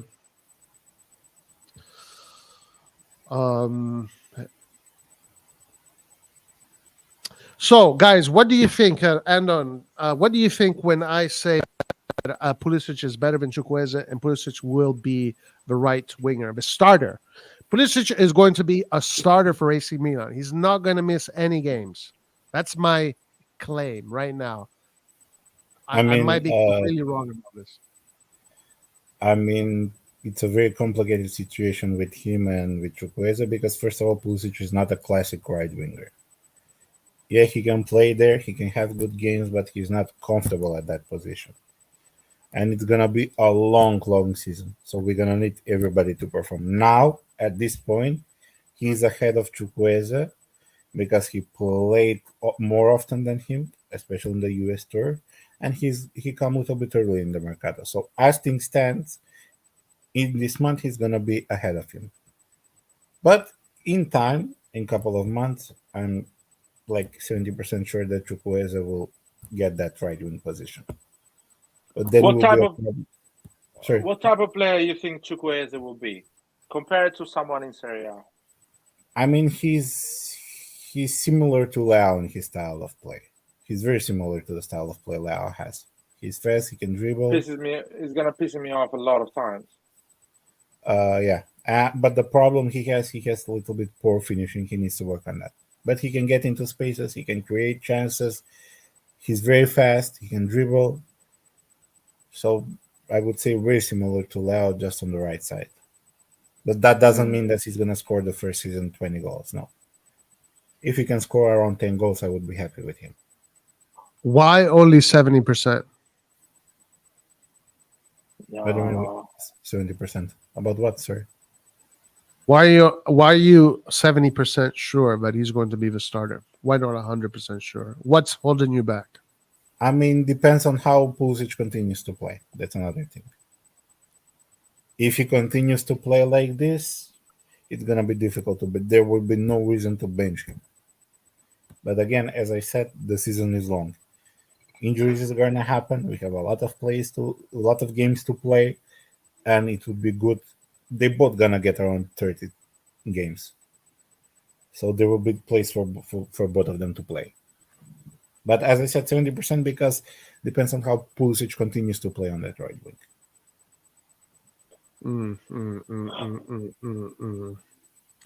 Roy, are you supporting Brighton in the EPL? No, I don't support any EPL team whatsoever. 0-0.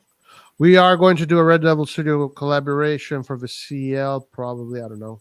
Probably also for predictions. The predictions are going to be at the end of the Mercato. What's that? We'll do the prediction. No, I was wondering, when is the Champions League draw?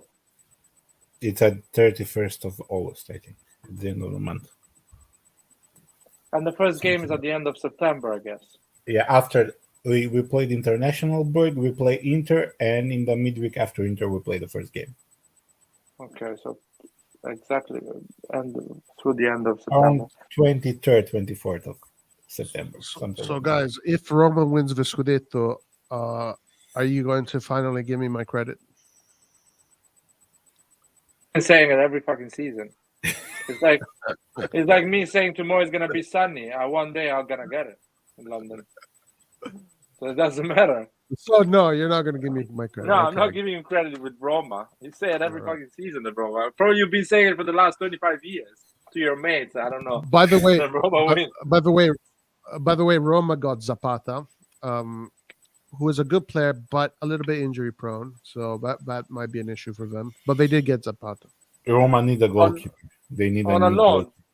On a loan. They got it on a loan, or they bought it. They got him on a loan from Atalanta. See, Roma manages to get players on loan from Atalanta. We don't do that. We are like a bit behind on that. On listen, relationships in Italy. Zapata had a bad season last season. He's a little bit more injury prone, so I bet we cannot manage to get any player from Atalanta on loan. Not even the one they don't want. Anyway, what we need is a younger striker, not completely young, but a younger striker. No, I don't know, man. Why a young striker? To be able to continue next season. Why not an experienced guy? I'm not saying like a guy that is about to retire. Why not a guy that is 28, 29, 30? Well, that would be ideal, but they cost. They cost a lot of money, the good ones. So but if you want to win, bro, you got to put in the money, dude. Yeah, but Jerry has all this money that he took from he took a loan from Elliott. Spend it on big players. I mean, I wouldn't be surprised if Lukaku doesn't have a team till the end of the Mercato to try to get him on a loan, something like that. Well, you'd be happy with Lukaku? I mean, if there's no other option and we get him on a loan with option to buy, yeah, it wouldn't be a bad choice for Serie A especially. I know, I'm scared about the Lukaku. I'm not. That's why I say if we don't get another deal, because ideally, I would really love to see Broya to come. See how he will recover. I would like Broya, or I don't know, man. I'm not sure. I'm not sure. It looks like even the names. I heard that guy from Germany. Who the fuck is that guy, by the way? Oh, Mazrui? Azmoun? Nah, we're not getting him because he's injured still. And he scored like 4 goals last season. We're not getting him. Yeah, we got Okafor that scored 6. So we're not the guy that scored 4. I don't know. I'm scared, man. I'm scared. I think we should get Taremi, guys. I don't know why we're not getting Taremi. Taremi's not making a movement. What did you guys think of a Salamaker situation? Oh, it's sad. He needs to go, but you don't treat him like that. He didn't deserve to be treated like that. Well, I'm more like, again, going back to my topic, I'm more like invest the money on other positions and keep Salamakers, Luca Romero, and Pulisic on that right wing. And that's my opinion. That's what I think. But he fell out with Pioli even last season, so that's a problem. I don't know. I think he's not providing goals and assists that Pioli wants or the club wants. Although he was better at finishing last season, he showed some improvements in his offensive game. Heartbreak Kid Lucas obviously had his glasses upside down. Chukwueze was on the bench today, my man. Pulisic was starting. I don't know what the hell you're talking about. Roy, apologies for saying Chukwueze was going to easily go into bench Pulisic. What the fuck? Which video have you watched? Then, Roy? Bro, you were playing FIFA and you thought that was a real game or something? So he's a guy that uses your voice, man, on the internet. Yeah, I mean, a lot of people underestimate Pulisic and what kind of player he is. I think a lot of people underestimate Pioli. Pioli likes players that run a lot, that covers a lot of people. And Pulisic, work rate wise, has a lot of that to offer. But also, like Pulisic, listen, I know that we don't want to give USA its credit, whatever, all that. But Pulisic is the best American player. He's nothing impressive to me. It's nothing impressive. I get it. It's nothing impressive.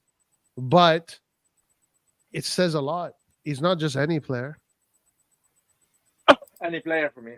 Anyway, he runs a lot. My bad, guys. He apologizes to you. My bad. Okay. Sorry, Lucas. Sorry, Lucas. We never saw you apologize. We never saw you apologize. So it was weird. Exactly. Exactly. It's I don't know. habits. I'm not gonna sleep tonight. Now that I know you apologize to Roy. No, Lucas is maturing, dude. Lucas is maturing. I'm very He's getting proud of him. I'm some very proud. hairs in his balls. Yeah. He's Did becoming a you guys man. take a look at Pellegrino? He's a done deal, yeah. Yeah, he Yeah. just He's a arrived defender, on left footed defender. left footed. Yeah, Mm. I think Tomori is going next season. yeah, I think as well. They will They're sell preparing for Tomori. that. Balogun to Chelsea, guys. Is this official? Damn. They're Chelsea trying to get spending him. so much money. So Chelsea's buying 3 strikers, and still Bro is like, no, I'm not coming to Milan. What the fuck is going on here? Wait, hold on. I mean, If they we- wait because listen, like currently they have only I think Jackson Martinez as a striker. They don't have another striker. No, they bought another one. Bought another Fofana, right? Didn't we They get bought get a another guy striker. called Fofana? I don't know if that guy is a striker. Maybe he's not a proper striker. No, I think so. They got a center forward called Fofana last year. But I think they loaned him.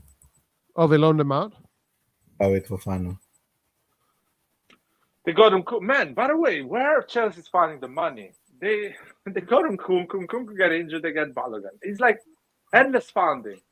I mean, they're doing. Listen, they're from what I read, they're doing some kind of a, let's say, not scam, but they're spreading their contracts over 8 years, and they're spreading the but expenditures over 8 years. Still doesn't matter. It's like other teams spread their contract in 5 years, so you have 3 years. Yeah, of but funding. and also Again, sold this season. They sold over 200 million pounds worth. Yeah, but they bought a billion. They bought £1 billion players in the last 18 months.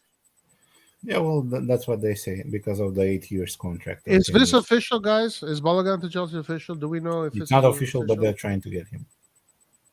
Oh, okay. Chelsea spent 650 million in January. Sorry, Christian. Sorry. They spent, I think, around 250 in the summer before the January. So we're talking about almost 900 million. So they spend another probably 200 million this summer or more. They spend $1 billion.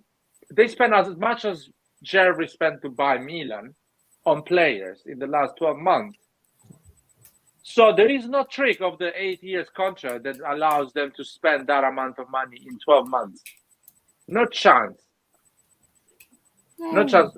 Must be something on the deal that when they paid Abramovich, they promised him that one part of that money they will pay, they will use it for the transfer. Because there is no, I don't understand. Something doesn't work here. Honestly. I kind of agree with them here. Like, if the last week, for some kind of miracle, we get Taremi and Amrabat, I'm saying we can fight to win this with it. We're not getting Amrabat. No, we don't have the money. Well, yeah, I know we're not, but if we do, Lucas for life. By the way, I don't see. Oh, guys, everybody, go to the RossonARI TV community page. The Fantasy League has begun. SerieAFantasy.com, private league, RossonARI TV S2, that's season 2, and you have the code there. Just copy and paste the code. Show us how good you are with your Serie A football player knowledge. The winner gets a date with Paul.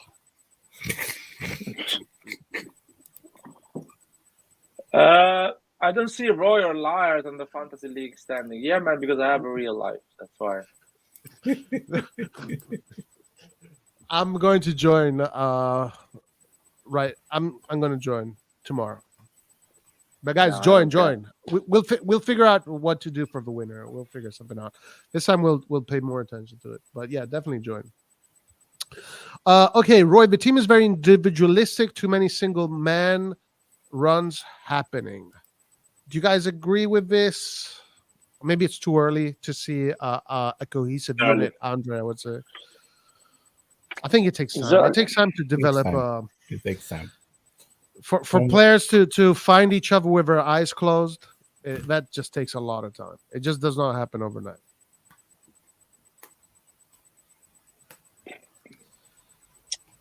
Let's loan Keane from Juve. He's fast, mobile, and will get on every through ball you expect Giroud can't get. And he's a young striker. Guys, what do you think about Keane? He was been linked to us. Do you like the prospect of Keane maybe joining Milan? At this moment, I'm so desperate that anyone.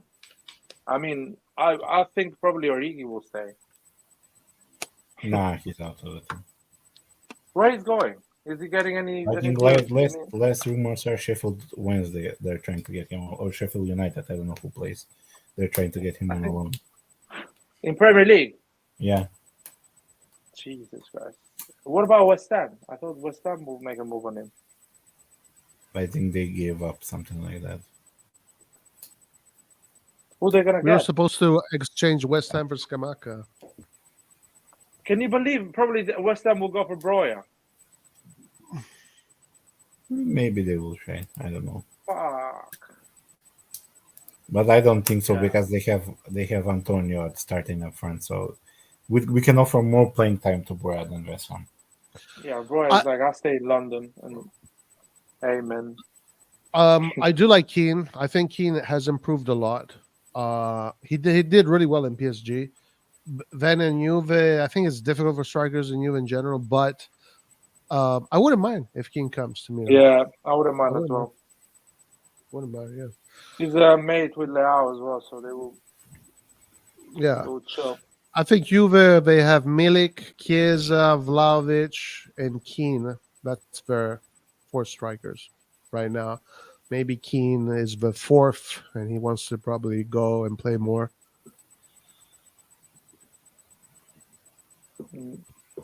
What do you think of Zapata, Abraham, Belotti, Dybala as a forward line? Too many injuries there. Yeah, exactly. I was thinking. It's just Belotti. Are you asking me if we're gonna see them together once in the pitch, or they're good? They are good. In the right system. Yeah, they no. can score If they goals. stay fit, if they got a lot of injury-prone players, that's one of the issues that Roma has for sure. I'm not going to deny that. By the way, did you fucking see Candreva's second goal against Roma? My God, what a goal, Mamma man! mia. What the hell? Okay. Is Dia still with Salernitana? Yeah, he is. Yeah. And he will stay, yeah? Yeah. Fucking another 25 million release clause. Easy. Dia would have been nice. Dia would have been real nice. Fuck, and he can play on the left, on the right, and as a striker. So he can actually be. Anyway. Okay, but Edison, there's no beef between Pulisic and Chukwueze. It's just an opinion. Mm-hmm. It's not that one cancels out the other. It's just an opinion. That I personally think Pulisic is going to be the starter over Chukwueze. We try to give opinion, yeah. Chelsea is allowed to give long contracts to players because they aren't in any European competitions. Okay. Yeah. Mudryk, big flop, huh? What happened to Mudryk? Where's Nathan at? Even though Nathan, listen. The problem is not Mudryk. He has quality. The problem is Chelsea as a team. He does. No, he does have quality. Yeah, because they're so unorganized and they're doing what we did with the Chinese. They're buying players at random. They don't buy by plan. They see a player available, overpay him, take him. Overpay him, take him. So they're doing the same thing. That's why almost everybody looks bad there. The winner should get a date with Red John instead. Guys, Red John has is sending pictures of his caps on the WhatsApp page. And why is he boasting about it? He doesn't have any caps. Well, he's got no caps. I don't know. If we win next game, can Red John show us his face? No, never. He doesn't do that. No. Is Origi leaving because I don't see any rumors now?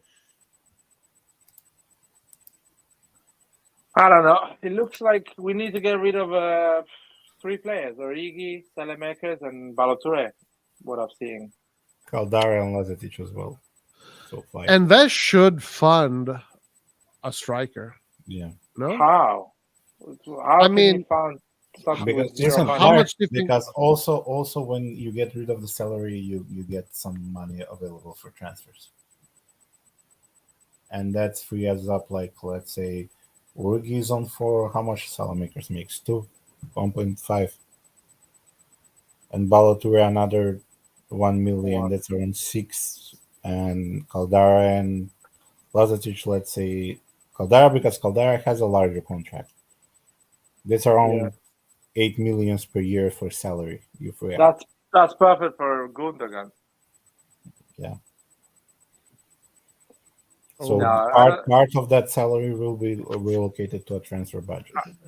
our oh salary is shit. low anyway. Our salary is low. It's just I don't see. I don't know, man. The good players are not gonna. It looks like they are trying to avoid Milan. At least Taremi is trying to avoid Serie A in general. Looks like he wants. I think he prefers to go to Tottenham or some Premier League team That's I don't than know. Serie A. Did you guys watched like the latest Gazidis interview? He spoke about when he came to Milan and what was the situation. Yeah, I saw that interview. Yeah, what did I he mean, we say? knew that. We knew that there was a mess. I didn't see it. What did he say? Well, In not too many words. he said that Oh, go ahead. Yeah.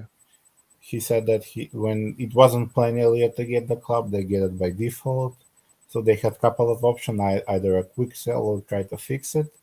They went with the fixed part, and the number one issue is because they were losing a lot of money because there was no audience at San Siro at that period. So they were losing around 120, 150 million because of the salary. So what they had to do is get rid of the high value players with high salary and improve the team at that time. So he said it was very difficult. So that's why they hired Moncada and tried to work that way because there was no other way to work. Basically, he said that. Is he talking about the COVID period? No, The after, purely period, basically. I mean So when prior Elliott to got the COVID. club, after the Chinese in 2018. Right in June. after the Chinese. Okay. Because he Yeah. said the lowest part was, I don't know, remember what was the game when we were losing 3-0 and the Curva Sud left the stadium. Yeah, Curva Sud started off that campaign saying that the two best. What you didn't you show me that picture, like the two best buys of the market were Fassone and Mirabelli, and Yeah. a few years later they deserted the Curva. Liar, you're being attacked, my man. You're being attacked. You read this. I don't even want to read this. You read it. Yeah, he's on Twitter. I said that 25 Selemakers will have a better career than Chiesa in Serie A. Yeah, it's on Twitter. 20 Chiesa is 25, has never won the Serie A, never finished higher than fourth position, and he has played for Juventus. He has played with Cristiano Ronaldo, and he's much talented than Selemakers. And still, his career is struggling to get to the right direction. Sorry. Yeah, I say that. Saying that somebody will have a better career than somebody else doesn't mean that that player is a better player than somebody else. Ambrosini had a better career than Totti. Gattuso had a better career than Totti. That means Totti was a much better player than Gattuso. So, Lucas, what do you want from me? Damn. Again, should we go for the young? Should have signed for Milan. Chiesa should have signed for Milan. Should have told Fiorentina, not going to Juventus. I'm going with Pioli. I'm going to Milan. That's the reality.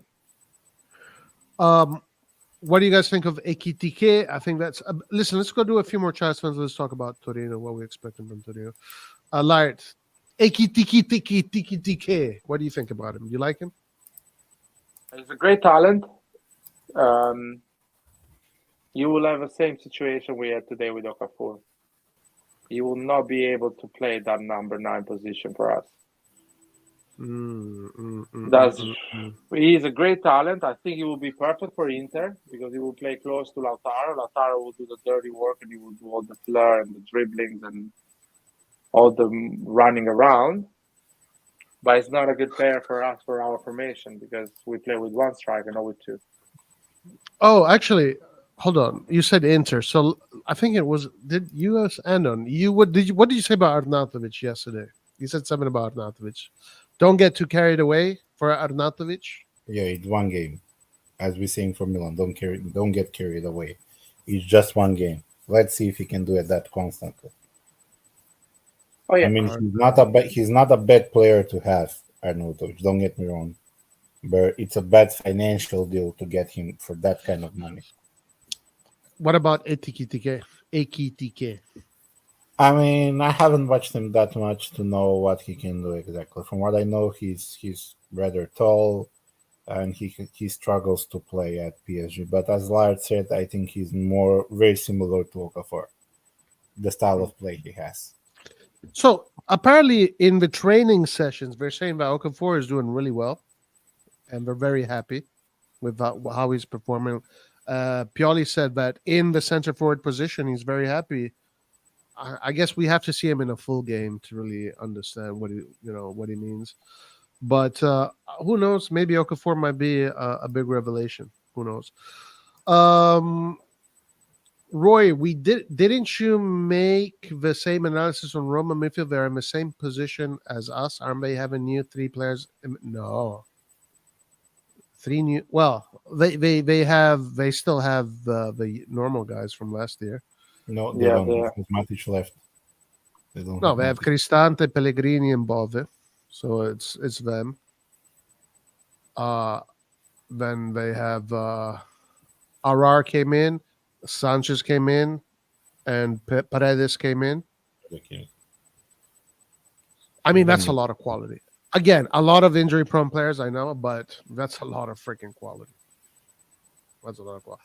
Listen, guys, I just want my credit if Roma wins. If Roma doesn't win, it's fine. You guys can say everything. See you next year. Say it again.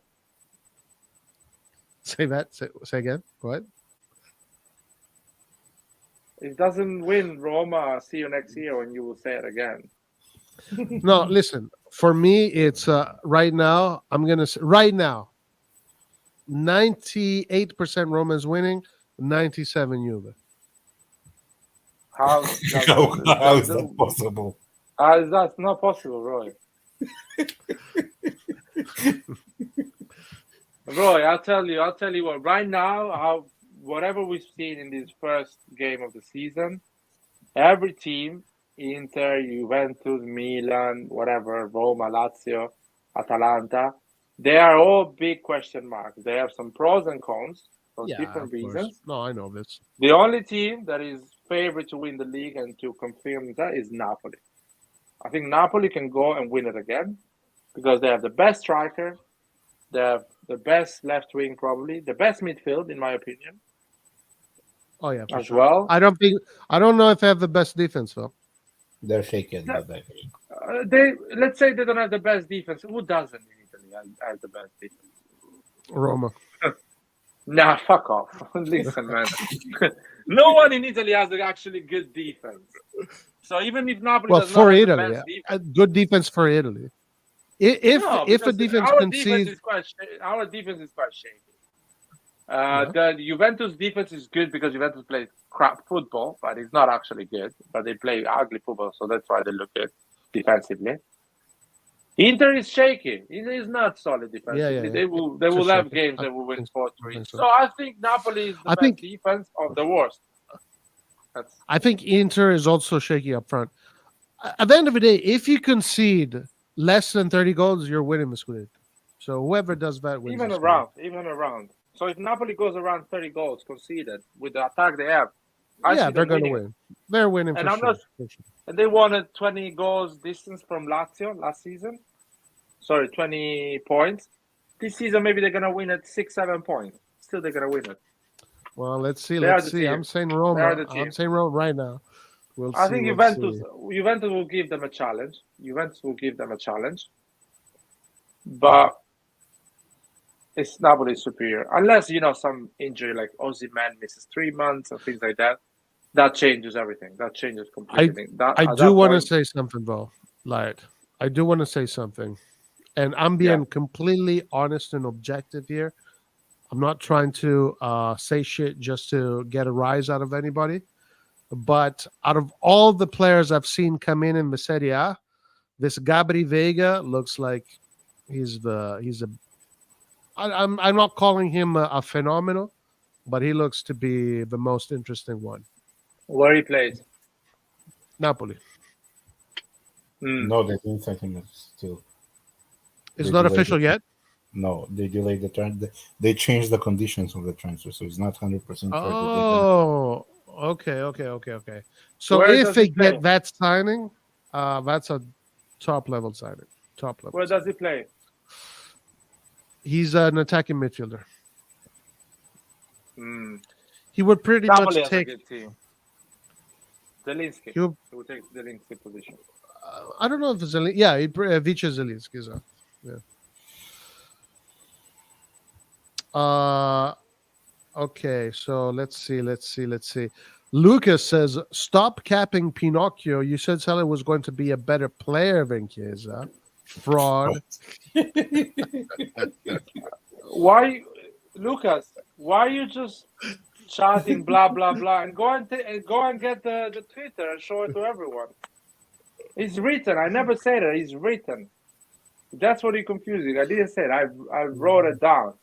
It's in Twitter. Just go and find it and send it to me. Stop saying things that I never said. It's on Twitter.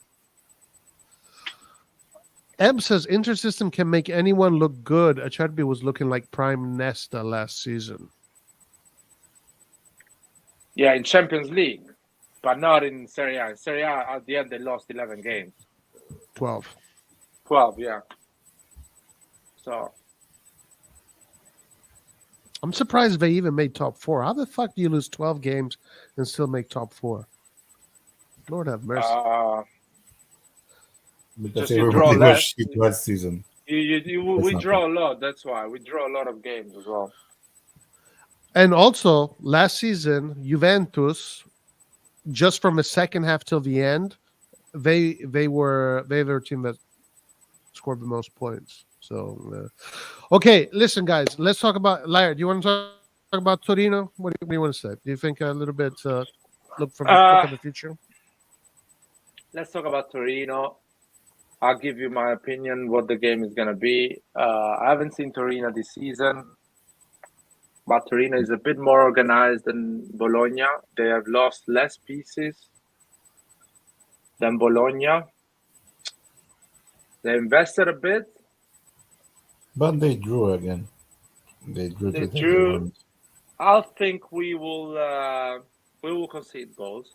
It's going to be at San Siro. We will win, in my opinion, but we will concede goals.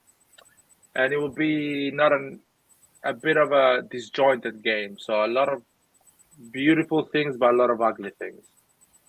Dude, at one point, the second half, the first 15 minutes of the second half, it was like looking women's football. They were so uncoordinated. Everyone was kicking their asses. There was passing was awful. It was like, what the fuck is going on here? About to get cancelled over here. It's 2023, Lart. Women's football is just as good as men's football. Don't get it twisted. Nah, they cannot say that. They cannot say that. All right, so this is Torino's formation. One.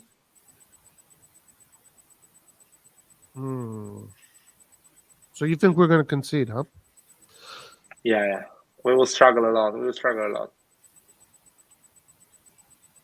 What about you? We will keep struggling on with those teams that play 3 at the back this season.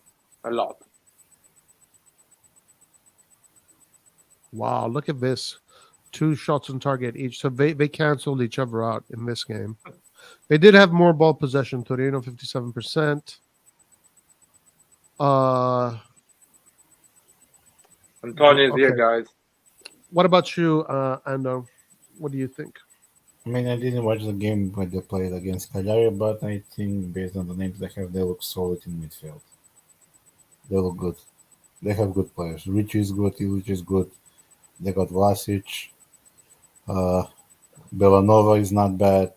So it's gonna be a little bit more difficult game than we played today. I'm gonna agree with that. Who's this Antonio Sanabria guy? He's good, but it's not a goal scorer. Yeah. He's not a typical number 9. He doesn't score a lot. Vlasic can be interesting, yeah.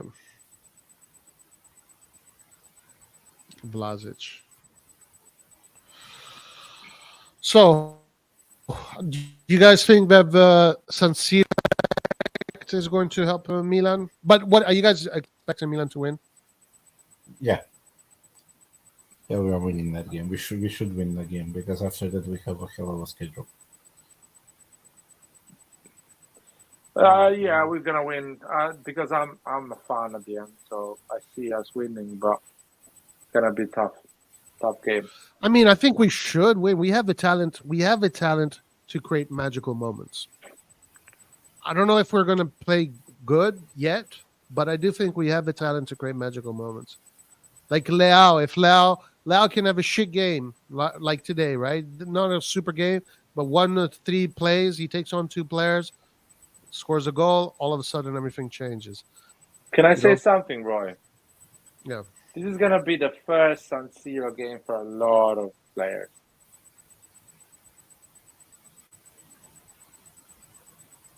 Remember, that is for some players, San Siro helps them become Maradona. For others, makes them CDK. 5 years old kids, CDKs. Yeah.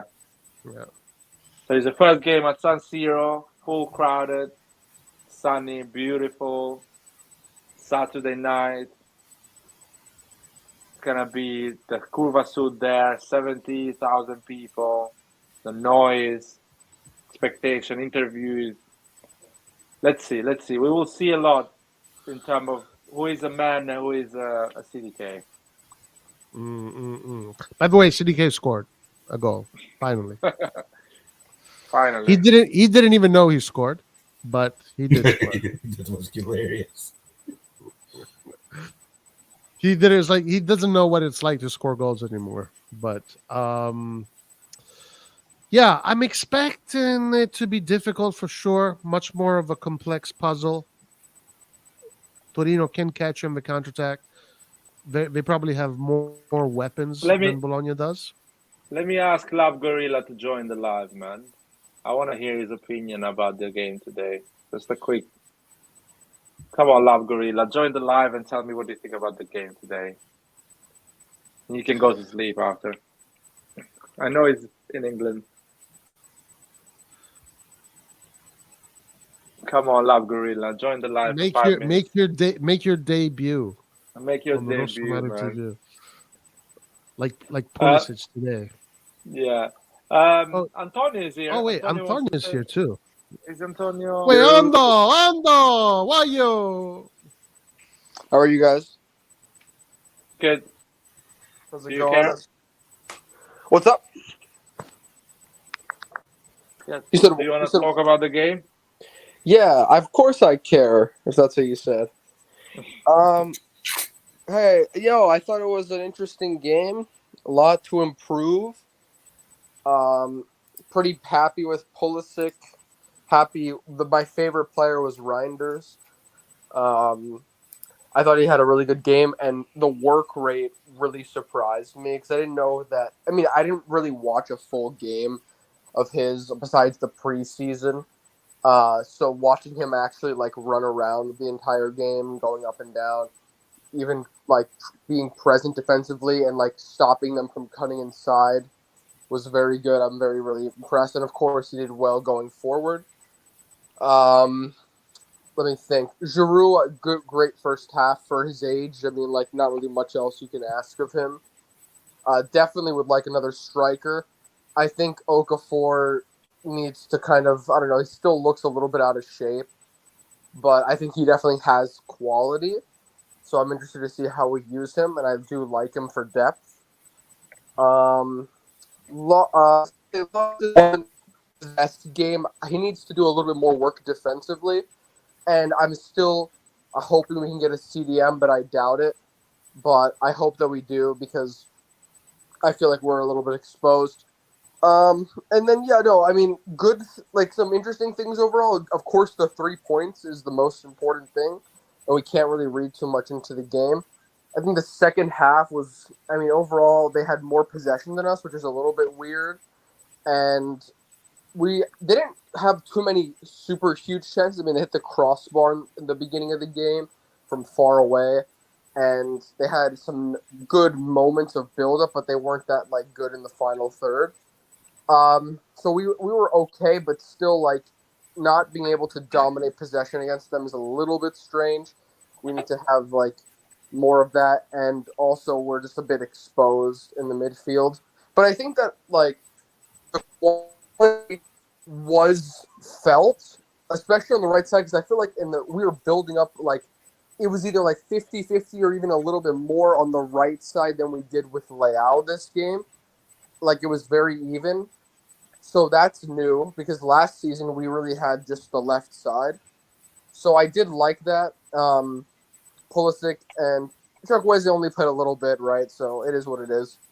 But yeah, no, I think it was an interesting game. I mean, I just want to see more from Loftus, I think. I think, I don't know, I felt like his conditioning maybe wasn't as good as. I think he wasn't the only player. Some players looked really, really tired. It was super hot out today, to be fair, from what I heard. So yeah, I mean, interesting. I'm not gonna like make predictions or anything. I don't think that we're the favorites. I think Juventus played super super well. I watched them play, and we didn't play great. We got the job done, and we had more quality. And I just think that once again, if Pioli's a lot more responsibility this season because we do have the quality, but it's like, how do we actually play together as a team? And can we get more balance? I think those are the main questions. I thought the substitutions were pretty good, though, to be fair, because Chow looked tired at the end. Calabria was getting back into the team, and we have the right winger. Giroud is old, we have to sub those players. So I think he made good choices. It's just about the fluidity of how we play and the balance that I'm just concerned. I want to see if we can change it up a bit. In possession, we were pretty good, but out of possession, we weren't. I don't think we were that good. But we got the job done, which is the most important thing. And I mean, I'm not going to be, I'm just going to be like pretty average, but happy for the 3 points for sure.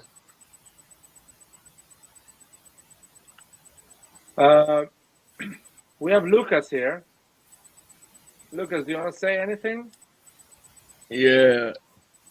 Like, you need to stop lying, bro. Like, number one, you act like you're pundit, but like you're probably one of the worst people I've heard talk about football. Okay. And I would have gone and checked for the Salesmakers ex Chiesa tweet, but it's too late here for me to like do that, and I'm in bed already, so yeah. That's 3 good excuses. By the way, where do you go look for it? Where do you in your garage? On Twitter, bro. On Twitter, bro. I have to scroll through his Twitter and find where the tweet is. Your poor thumb. Your poor thumb. I don't have time for life like that. I don't have to prove my point to life like that. Yes, you have to prove it because you're saying something that's not true. I don't have to prove it. It's literally. But I remember you saying it on live stream. Listen, you making a statement about me. You need to prove it, not me. I heard you say it on live stream. All the OGs remember it. The OGs remember you saying go and find it. Go and find it. I'll go find it. I'll go find it, but no. And maybe you deleted it, so. No, I didn't delete it. I don't know if it was liar, but somebody did say something like with Salamakers and Chiesa. I don't know if it was liar though, by someone said. Yeah, it was liar. It was liar. It's a tweet. You can go and find the tweet. I didn't delete it, man. It's there. I don't need to delete it. Yeah, that's fine, bro. I have no beef. I'm just trying to state the point. If you have a point, you need to prove it. Like my point is, you came at me first, so it's like, okay, I have to come at you. It's as simple as that. Okay. But anyway, remember that one. I do appreciate you apologize regarding Pulisic and Chukwueze. Yeah, and also I just want to state that I think I'm number one in the fantasy league right now. And who Good job. cares? Yeah, Well done. like, well, being number one in the fantasy league isn't any like small achievement. No, I think it's good. I think you're good at fantasy league, right? Aren't you? Don't you do Yeah, usually pretty well? yeah, I do pretty well. I have a What? better cerebral brain Who, than Light.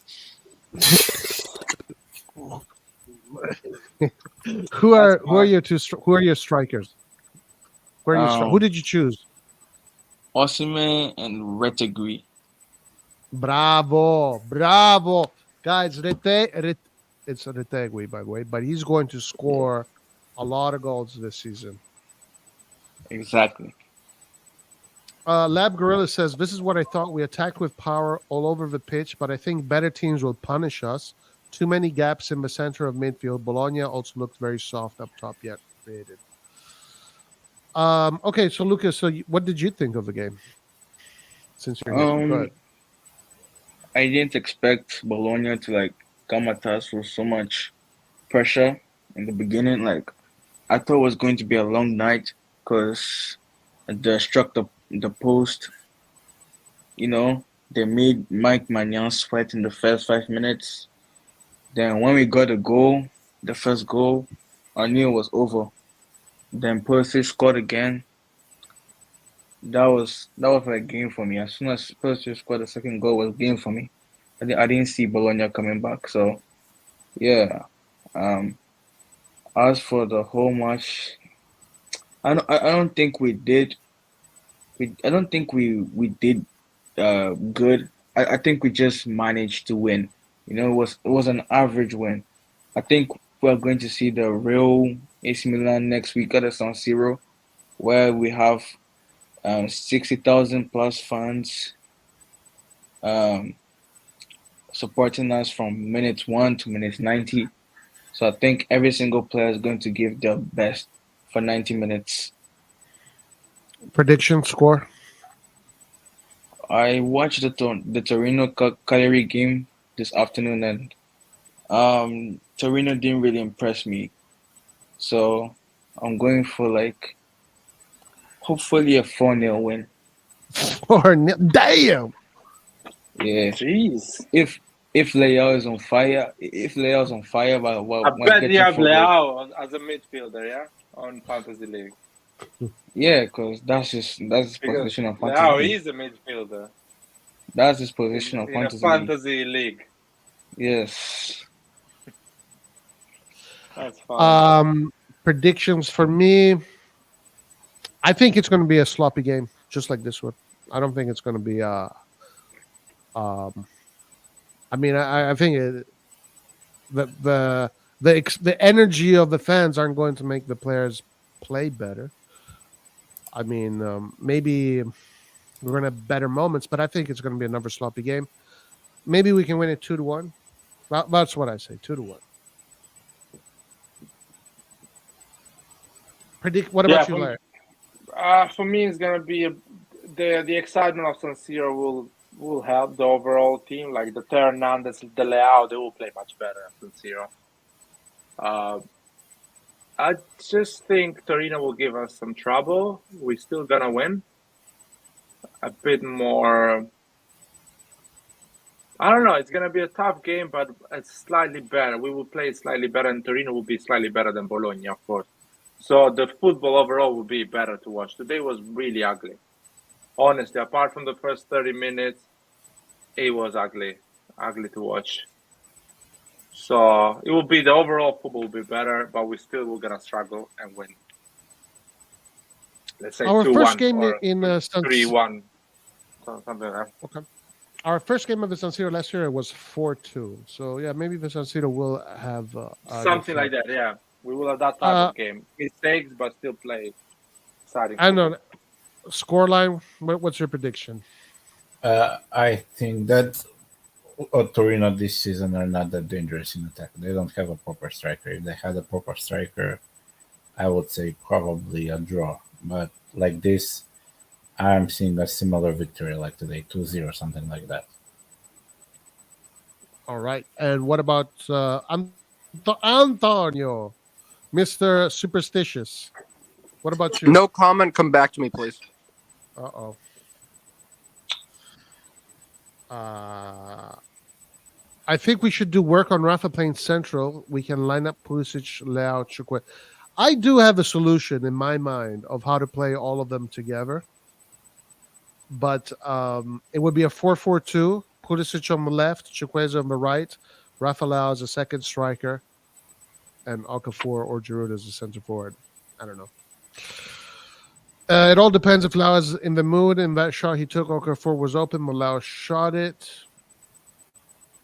Where when he hit the post? Yeah, I thought he was going to score it too. Like they're friends. They're meant to be friends. But you What? think he was supposed to pass the ball rather than shoot it? Yeah, like Okafor is going to score his first goal, so it's like, okay, he's going to pass to his Yeah. friend, and his I friend think is going to score his first goal. Leao, when he goes on that speed, doesn't look a lot who is in the middle. He dribbles and he shoots. So I don't know. But anyway, I think I'm gonna close the live, Roy. All right. Okay. Perfect. Yeah. Let's close the live. 2 hours. Yeah. 2 hours and a half. Yeah, it's my Before we bedtime close, as well. I think we smashed Torino 1-0. T-Rex is missing Tonali. Joe Oh, yeah, Red that was- Sports says he's a good squad player, but we need a top G there. Kefren Turam is good. Kefren Turam. I liked him a lot in the U21s. He looked really good, Kefren Turam. Oh Gullit. man, it would have been amazing to keep Tonali, add Reinders, and move on. That's it. Are you happy that Salamakers is leaving, Lucas? Yeah, I don't like the way he's being treated because he's been in the club for 3 years, and even though he's a trash player, he still like contributes and like he runs for the team. So I thought maybe we should give him a good send off. You know, like Castillo had a better send off than Salesmakers. I was hoping for like Yeah, a but good send off. this management doesn't have a soul. Yeah, This this is management like has no soul. this is like terrible treatment, bro. So I feel sorry for Salesmakers, but I'm happy he's leaving.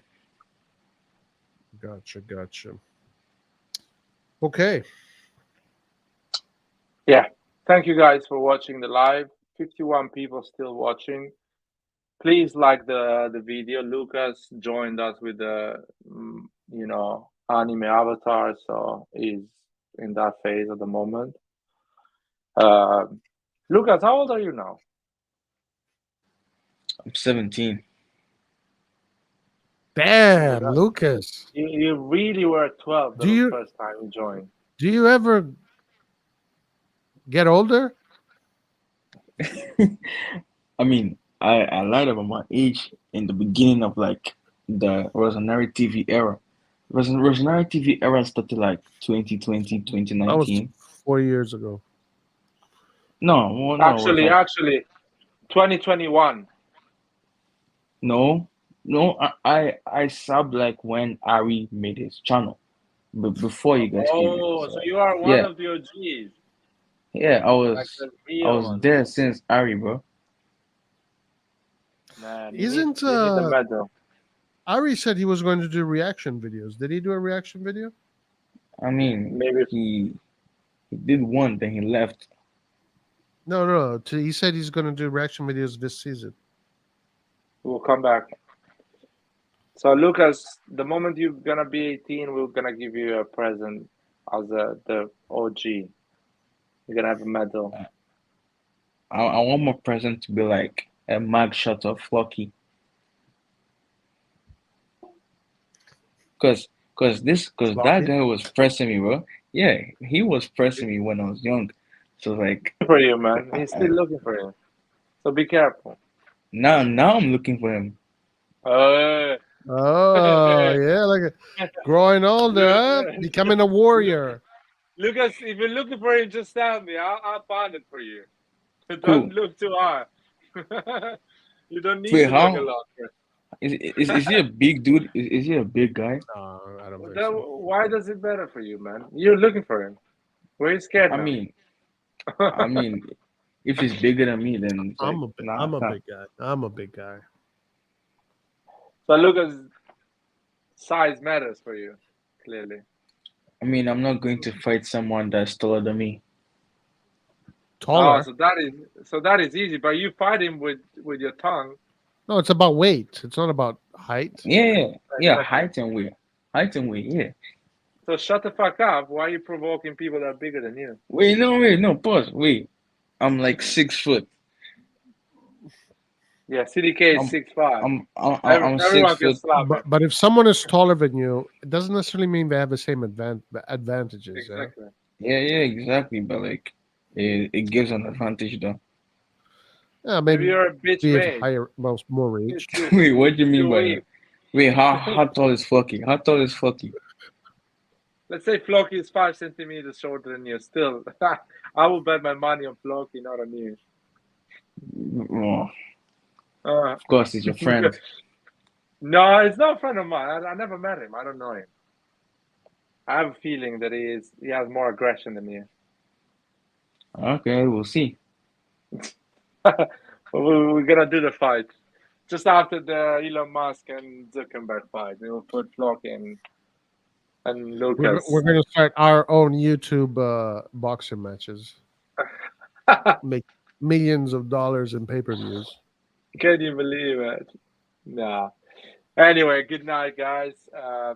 If you want to see Lucas fight Floki, just throw that money on the chat, guys, and we'll make it happen. Yeah. Send us donations, guys. If you want to see Lucas fight Floki, just send us $10 donations, and we got to pay the fighters. We got to pay the fighters. So and the ambulance we'll and make the it happen. doctors for Lucas as well. Okay. We need some funding, yeah.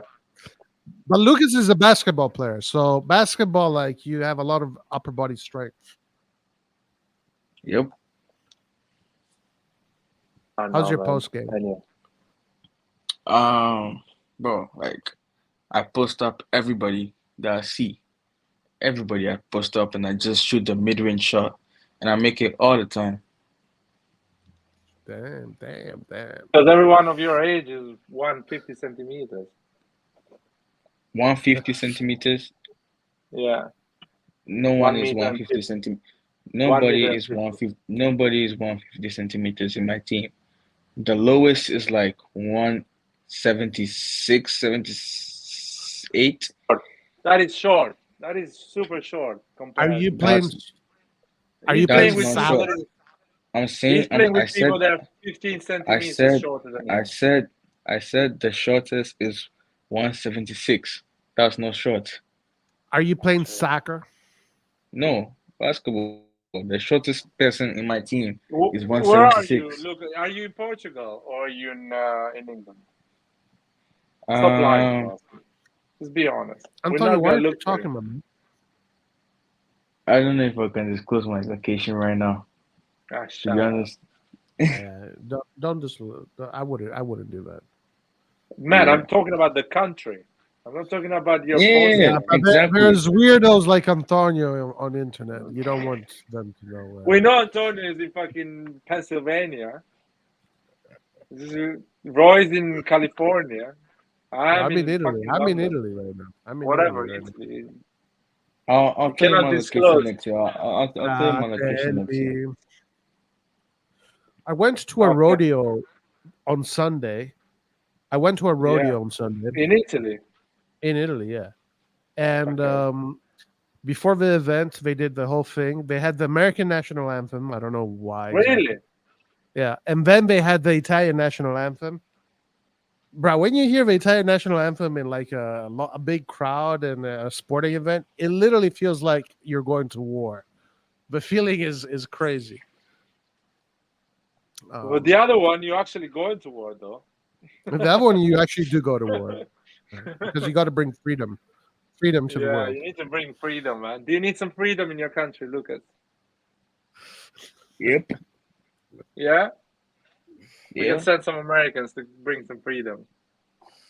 Yep. Just leave the city before they come. Exactly. Forza Milan, guys. Let me put the Cuva Sud here.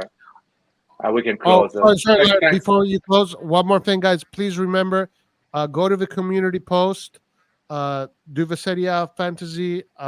Everything is there. Make sure to join, and then we'll follow what you guys do, and we'll prepare something special for the winner. Let's use got the best football mind. All right, go ahead, Larry. Yeah. Forza Milan and ciao. Ciao, Rich.